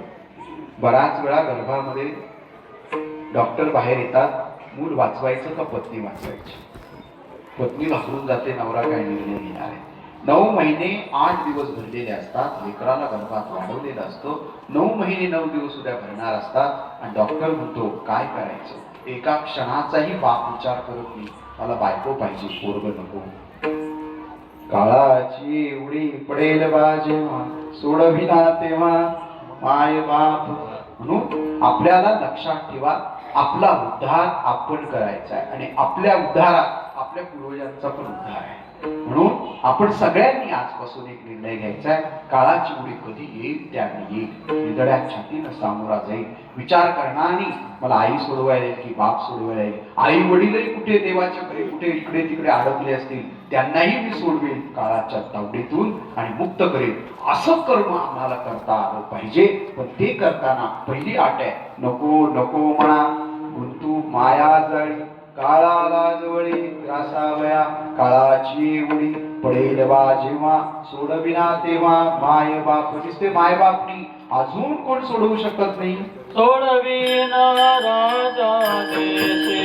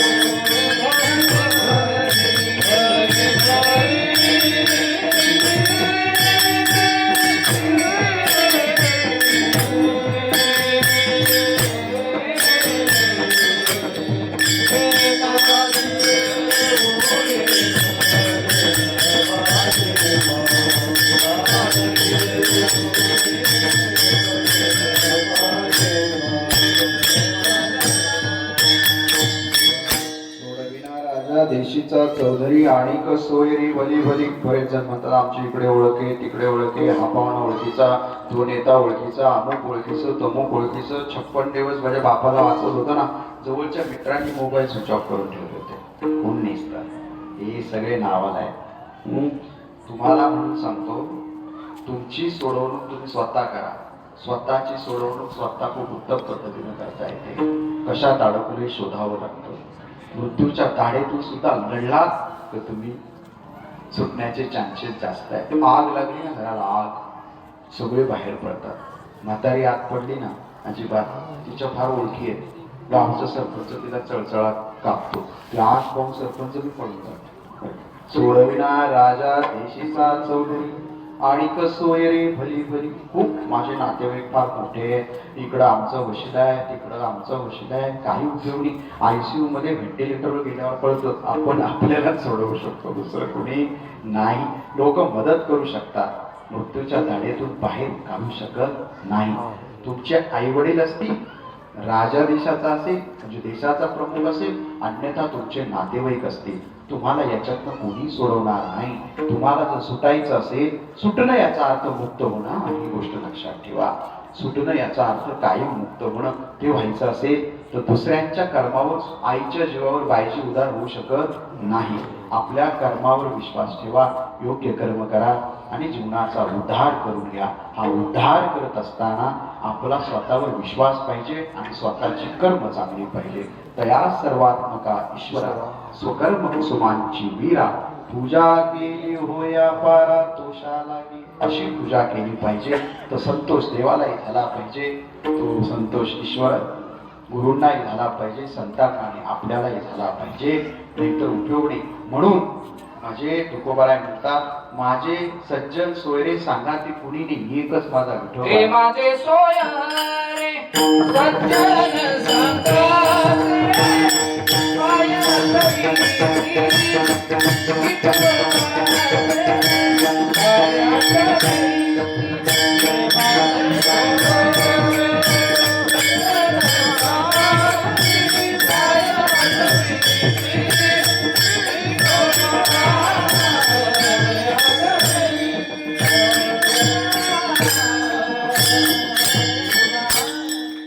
माझे सज्जन सोयरे सांगाती. 3 शब्द आहे, सज्जन, सोयरे आणि सांगाती. आपल्याला कोण कोण पाहिजे लक्षात ठेवा. आणि हे सगळे कसे हवेत? पाय ठेविती विठोबाचे. नुसते सज्जन नकोय, विठोबा आहे का जीवनात त्यांच्या? नुसते संगाती नकोय, विठोबा आहे का त्यांच्या जीवनात? सोयरे नकोय, विठोबा आहे का त्यांच्या जीवनात? तर आमच्या जीवनाला काहीतरी अर्थ आहे. म्हणून इतर सोयरे सज्जन, इतर देश अजिबात नाही. प्रभू राम म्हणाला गेले ना, इकडून दशरथ राम राम म्हणून गेला निघून. ज्याचा मुलगा जगाचा बाप आहे, ज्याची सून जगाची मालकीण आहे, शक्ती आहे, ज्यानं पृथ्वीला आपल्या इथं धारण केले, तो शेषाचा अवतार लक्ष्मण आहे. एवढं असो दशरथाला वाचता आलं का? वाचता नाही वाचता आलं. आपण कोण आहोत? भीष्माचार्य, ज्याच्या प्रतंचेने ब्रह्मांड थरका पडत होतं, त्याला शरपंजरी पडावं लागलं. कोण वाचवलं आलं? कंस. वसुदेव वसुतम देवम कंस चाणूर. कंस आणि चाणूर मर्दन नाही वाचता आलं. आपली कर्म ठरवतात. आपल्याला वाचायचंय की कायमस्वरूपी ईश्वराकडे जायचंय. म्हणून एकदम सोपा विषय आहे. आपल्याला अशा लोकांच्या संगतीत राहायचंय जिथे आपल्या मनाला योग्य दिशा मिळेल, ते याच्यातून आपल्याला बाहेर काढतील आणि तिथपर्यंत नेतील. तो अर्थ अभंगाच्या शेवटच्या चरणात. तू कहाण्या तुला सोडविला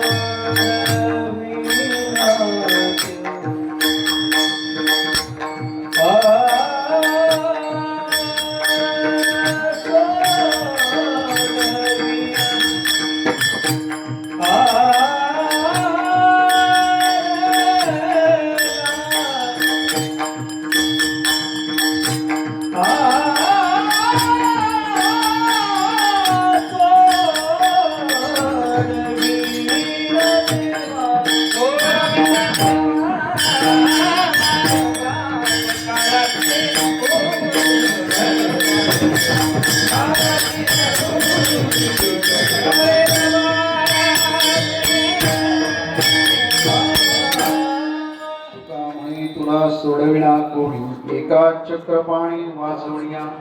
शेवटच्या 10 मिनिटात थांबतो. तसं काही माझं कीर्तन 3, 3.5 तास 4 तास सुटत नाही.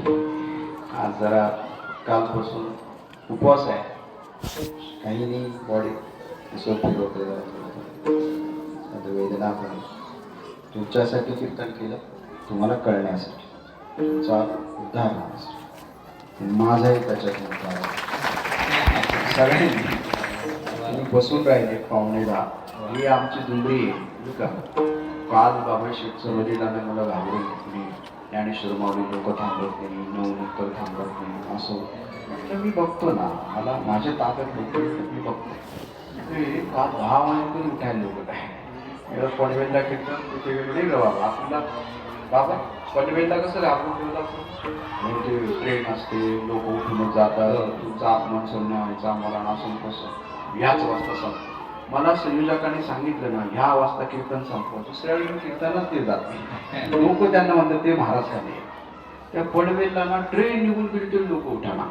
मला आनंद होतो. आज थोडी तब्येत तरी नाही आहे, त्यामुळे शेवटचा चरणाचा विचार मांडून, माझा विचार मांडून इथे मला थांबायचं आहे. तुका म्हणे तुला सोडविना कोणी एका चक्रपाणी वाचून या. सगळ्या संतांकडे पाहिलं, त्यांचाही उद्धार चक्रपाणीने केला, आपलाही उद्धार चक्रपाणी करणार आहे. तू कसा आहे. सगुण निर्गुण दोन्ही विलक्षण ब्रह्म सनातन विठ्ठल हा तो ब्रह्म आहे.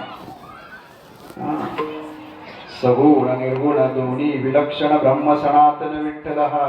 पतित पावन मानस मोहन ब्रह्म सनातन विठ्ठल हा.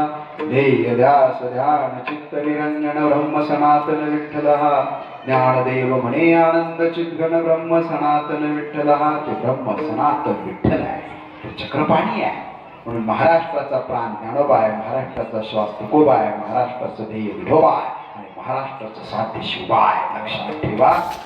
आपण सगळ्यात या संसारातून मुक्त व्हायचं असेल, महाराष्ट्राला संतांचा आशीर्वाद आहे. या मातीतला आपण समजावून घ्या. हे नामदेव महाराज म्हणतात, माता विठ्ठल, पिता विठ्ठल, बंधू विठ्ठल, गोत्र विठ्ठल, गुरु विठ्ठल, गुरुदेवता विठ्ठल, निदान विठ्ठल, निरंतर विठ्ठल. तुकोबा आहे काय. तू माझी माऊली, तू माझी सावली, तू मजई कुला वडील धाकुला. काय कन्या सासुऱ्याशी जाय माहे परतोडी. पाय काय भावना आहे. विठोबासी शरण दावे निष्ठाना गावे. निवृत्तीनाथ उगवले बिंब अद्वैत स्वयंब. नाम हे सुलभ विठ्ठलराज. विठोबा सार सार सार नाम तुझे सार. आधी मध्यांती निज बीज ओंकार. तो चक्रपाणी, त्याला आपला करा. तो कसा आहे पुन्हा. कृपाळू तातडी उतारवे, कृपाळवे तातडी उतारवे हा असणारा विठोबा हा चक्रपाणी आहे. आणि हा चक्रपाणी आपल्याला सोडवण्यासाठी तत्पर आहे. आपण तिकडे जायची देर आहे. आपलं मन ज्या मायेत अडकलं, ती माया ज्याच्या चरणावर पडू नये, त्याच्या चरणावर आपण गेलो तर आपण उद्धार आपला झाल्याशिवाय राहणार नाही आणि तो आपल्याला पावल्याशिवाय राहणार नाही. आजचं येडगाव मधलं कीर्तन पांडुरंगाची तुमच्यावर कृपा व्हावी, कारण तो महादेवाच्या निमित्तानं तुम्ही सप्ताह करताय. तो महादेव पण त्याची वाणी करतो. हरी हरी हरी मंत्र हा शिवाचा. तो त्यांची परब्रह्मलिंग भजे पांडुरंग. तो त्याची तथा स्मरामी देवीशी विश्वे विश्वेश्वरेश्वर. पद्मपुराणात मी त्याचं स्मरण करतो. त्या विठ्ठलाचं तो महादेव पण स्मरण करतो. आणि त्या महादेवाच्या उत्सवाच्या निमित्तानं 43व्या वर्षामध्ये मांडलेला हा जाग तुमच्या मनाला नवीन ऊर्जा द्यावी, तुमचं मन उन्मलून यावं, उन्मन्न व्हावं आणि त्याला गती मिळावी आणि त्याची तुमच्या जीवाची गती, सद्गती, परमगती, आत्मतत्व परमात्म तत्वापर्यंत, जीव शिवापर्यंत हे सगळं तुमच्या जीवनामध्ये यावं. म्हणून आजचं कीर्तन होतं आणि ते मनावर होतं. ते मायाजाळात अडकलेलं होतं. जगामध्ये 700 कोटी लोक आहेत. 35% लोक मेंटल झालेले आहेत, मनोविकृत झालेत, मृत्यूच्या दारात उभे जगतायत की जिवंत आहेत त्यांचं कळत नाही. म्हणजे 7 × 21 7 × 35 245 कोटी लोक मनोविकृत ॲबनॉर्मल आहे. हा जागतिक अहवाल आहे. अमेरिकेमध्ये 40% लोक रोज मानसिक उपचार घेत आहेत. भारतामध्ये ते प्रमाण वाढलंय. आपलं मुलांचं ॲग्रेशन वाढलंय. विशेष करून 13 ते 18 वयोगटातली मुलं आई वडिलांवर पिस्तूल रोखायला लागले, त्यांचं अपचन वाढलं, ऍसिडिटीचे आजार वाढले, नको त्या गोष्टी करायला लागले. मन आपलं सुरक्षित ठेवा, मन कुठे गुंतू नका. व्हॉट्सअप, फेसबुक, युनिव्हर्सिटीतनं बाजूला या. थोडीशी खोलीत एखादी जागा ठेवा जिथे चिंतन करता येईल, अभ्यास करता येईल, साधना करता येईल, कुटुंबाबरोबर चर्चा करता येईल आणि एकत्र जीवनाचा आनंद घेता येईल आणि ती कर्म चांगली करता येतील याचा विचार करा. जग मेंटल होण्याच्या मार्गावर आलेलं आहे, जग विकृत होण्याच्या मार्गावर आलेलं आहे. याचा अर्थ मन आमची मलिन झालेली आहे. म्हणून तुकोबरायांचा अभंग होता, नको नको म्हणा गुंतू माया जाळी, काळाला जवळी ग्रासावया, काळाची उडी पडेल बाजूमा, सोडविना तेव्हा माय बाप, सोडविना राजा देशीचा चौधरी, आणि सोयरी भली भली, तुका म्हणे तुला सोडविना कोणी, एका चक्रपाणी वाचूनिया, काळाची उडी पडेल बाजूमा, सोडविना तेव्हा माय बाप. विठोबा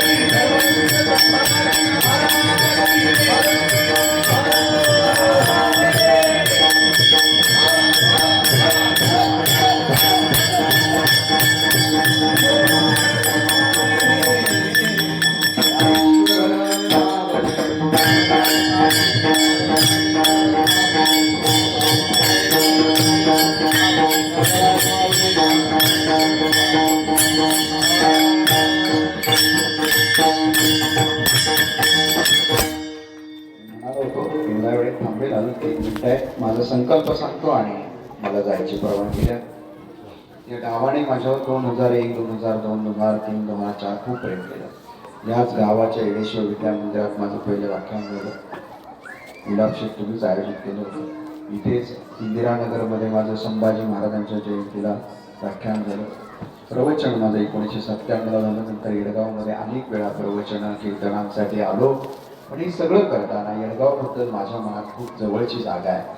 आज अनेक लोक आहेत ज्यांच्याबरोबर मी बसलो, उठलो, चर्चा केली ती या जगामध्ये नाही, त्यांची आठवण झाली. तुम्ही सगळेजण आदरणीय बाबाजी सुद्धा ज्यावेळी मला भेटतात त्यावेळी म्हणजे आध्यात्मिक वाटचालीचं त्यांना फार मोठं कुतूहल असतं आणि कायम मला आशीर्वाद देतात. आदरणीय गुलाबशेठ यांनी तर तुमचं गाव मी भीमा स्कूल केलं त्यावेळी माझ्या मागे खंबीर उभे राहिले. माझ्या भंडारा डोंगरच्या कीर्तनाला 51,000चा चेक घेऊन आले.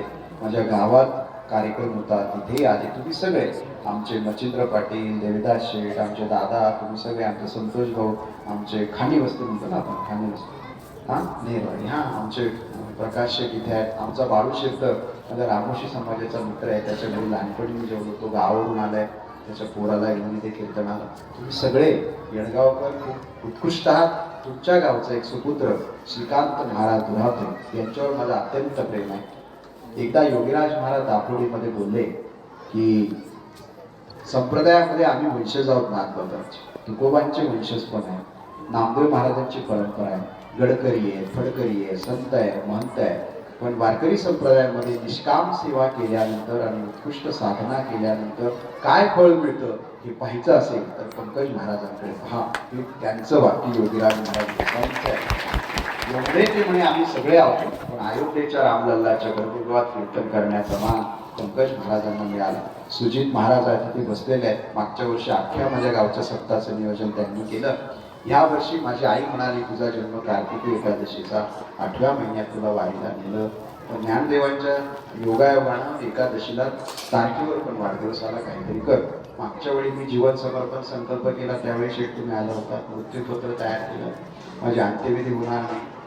मेडिकल कॉलेजला 2 तासात गाडी जाईल. दुर्दैवानं अपघाताने गेलो तर 10 मित्रांची नावं टाकली. त्यांनीच अंत्यविधीला यायचं. मुलांनी दोघांनी आळंदीला पिंडदान करायचं, देऊला अन्नदान करायचं, जीवन संपलं. पण हे सगळं करताना कशा पद्धतीनं जगलं पाहिजे त्याचा एक वस्तुपाठ वारकरी संप्रदायामध्ये घालून देण्याचा प्रयत्न करणार आहे, तो करतोय.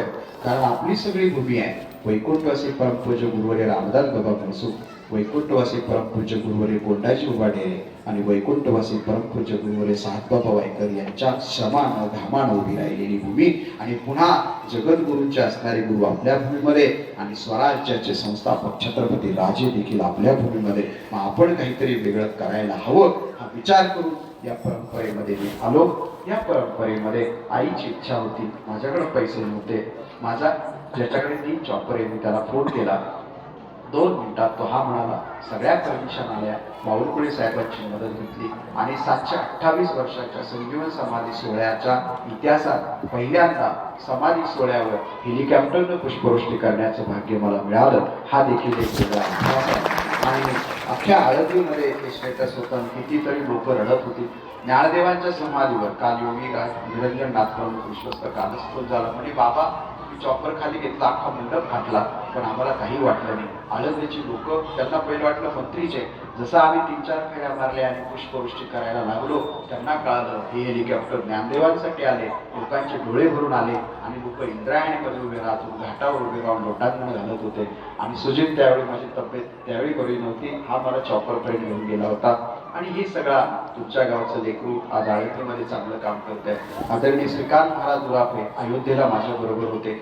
पंचपदी घेण्याचा मान तुमच्या गावच्या सुपुत्राला रामलल्ला पुढे मिळाला. त्याने मला सांगितलं तुम्हाला जावं लागेल, बाबाजी शेठ तुमच्यावर प्रेम करतात, गुलाब शेठ तुमच्यावर प्रेम करतात, असेल आजारी करा कीर्तन, काय होईल होऊन चक्कर येऊन पडाल, आमची लोक तिथील दवाखान्यात जा. म्हणून मी इथे खरं तर कीर्तनाला आलो. इथे प्रवीण महाराज आहेत, अयोध्येच्या रामलल्लाच्या गर्भगृहात आम्ही 4 तास होतो. तुमचा मोबाईल पण आज जात नाही. आम्ही गाडीतून उतरलो, आमचा पहिला पाऊल रामलल्लाच्या पायरीवर होता, थेट गर्भगृहात. या सगळ्यांचे मोबाईल होते. तिथे ज्याचा स्वर पहिला दिसला असेल तर ते प्रवीण महाराज सोळंके आहेत. ते आज आपल्या कीर्तनाला आहे. माझ्या कीर्तनाला रामलल्लाच्या गर्भगृहात असणारी 2 माणसं आणि मी तिसरा इथे आहे. माझं पण भाग्य आहे. ज्यावेळी केंद्र सरकारने पंढरपूरच्या गाभाऱ्याचं काम केलं, कीर्तनकाराची निवड ठरली, तिथेही माझी निवड झाली. आणि पांडुरंगाच्या गाभाऱ्यामध्ये कीर्तन करताना पुन्हा तिथे पंचपदी तुमच्याच गावचे सुपुत्र श्रीकांत महाराज दुरापेंनी घेतले आणि प्रवीण महाराज तिथे गायला होते. ही अनेक गोष्टी जीवनात अजून येणार आहेत. जाता जाता सांगेल, माझी एक इच्छा आहे की ज्ञानोबा तुकोबांच्या विचाराचे सेंटर्स निर्माण व्हावे. म्हणून ज्ञानोबा तुकोबांच्या विचारानं सेंटर्स निर्माण करतोय. येडगावला जर असं वाटलं इथे एखादा हॉल असावा, किमान 100 लोक एकत्र यावी, मी जगात कुठेही असेल, तिथे एक प्रोजेक्टर असावा, तिथे प्यायला पाणी असावं, ज्यांना मांडी घालून बसता येते त्यांना खुर्चीची व्यवस्था असावी. मला जे काही ज्ञान मिळालंय, कॉर्पोरेटमध्ये काम करताना 14 देश फिरून आलो, काही काळ बाबासाहेब राजकारणाचा पण किडा लागलेला होता, तोही अनुभव आलाय. अध्यात्माचाही अनुभव आहे, कॉर्पोरेटचा अनुभव आहे, समाजकारणाचा अनुभव आहे. या सगळ्यातून तुम्हाला काहीतरी अमृत देता येईल का? 1 तासाचं लेक्चर असेल. आपला संप्रदायाची साधना बाकीच्या संप्रदायानं चोरली आणि ते संप्रदाय जगात गेले. मी बाहेरच्या राज्यात आणि बाहेरच्या देशात जातो त्यावेळी ज्ञानोबा तुकोबा सांगताना माझ्या तोंडाला फेस येतो. तर ते सहज व्हावं म्हणून त्यांनी केलेली साधना तुमच्याकडनं करून घेईल आणि 15 मिनिटं जगामध्ये काय चाललंय, देशात काय चाललंय, महाराष्ट्रात काय चाललंय हे तुम्हाला समजून सांगेल, जेणेकरून तुमची लेकरं घडतील. म्हणून येडगावमध्ये माझी इच्छा आहे पुढच्या 5 वर्षात 2000 वारकरी सेंटर्स महाराष्ट्रात ज्ञानोबा तुकोबांच्या नावाने उभी करायची. त्यातली तुमची इच्छा असेल तर एक सेंटर येडगावमध्ये व्हावं अशी माझी इच्छा आहे. तुम्हाला जर वाटत असेल तर एखाद्या हॉलची वा गुलाब शेट्टी सांगितलं म्हणजे नक्की होणार आहे आणि ते सेंटर्स करून. दुसरं, मी माझ्या गावाला 1 कोटी रुपये देण्याचा संकल्प केलेला आहे. वारकरी शिक्षण संस्थेचा गुरुवर्य कुणीकर बाबांचा वाढदिवस झाला. अनिल महाराजांनी आव्हान केलं, उल्हास बाबांना सांगितलं, त्याही संस्थेला मी 5,01,11 रुपये देतोय. माझ्या वडिलांनी 40 वर्षाच्या दत्तोबा वाचवी फुलवालेच्या दुकानात काम केलं. तिथे बाबूभाऊ पाटील माझ्याकडे प्रस्ताव आणला. पश्चिमेची छत्रपती शिवाजी महाराजांची वेस होते, त्या वेशीला मी 25 लाख रुपये देतोय. मी काही मुलं दत्तक घेतली, तसा रुपेश कुलसुंदरचा मुलगा मी दत्तक घेतला, त्याला दरवर्षी 51,000.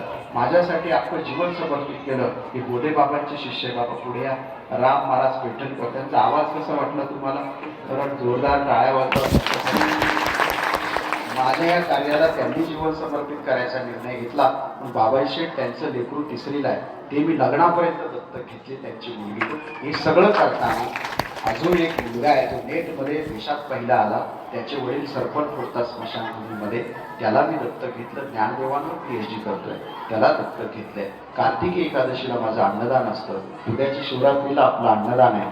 कार्तिकी एकादशीला आळंदीत 3 ठिकाणी असतं, गणेश जयंतीला आर्मीला असतं, रामनवमीला. अशी अन्नदानं पण माझी चालू आहेत. आणि हे सगळं करताना स्वतःला 1 रुपयाची प्रॉपर्टी करायची नाही, एक जागा, एक गुंठा विकत घ्यायची नाही, 1 तोळा सोनं नाही, 1 ग्रॅम पण घ्यायचं नाही.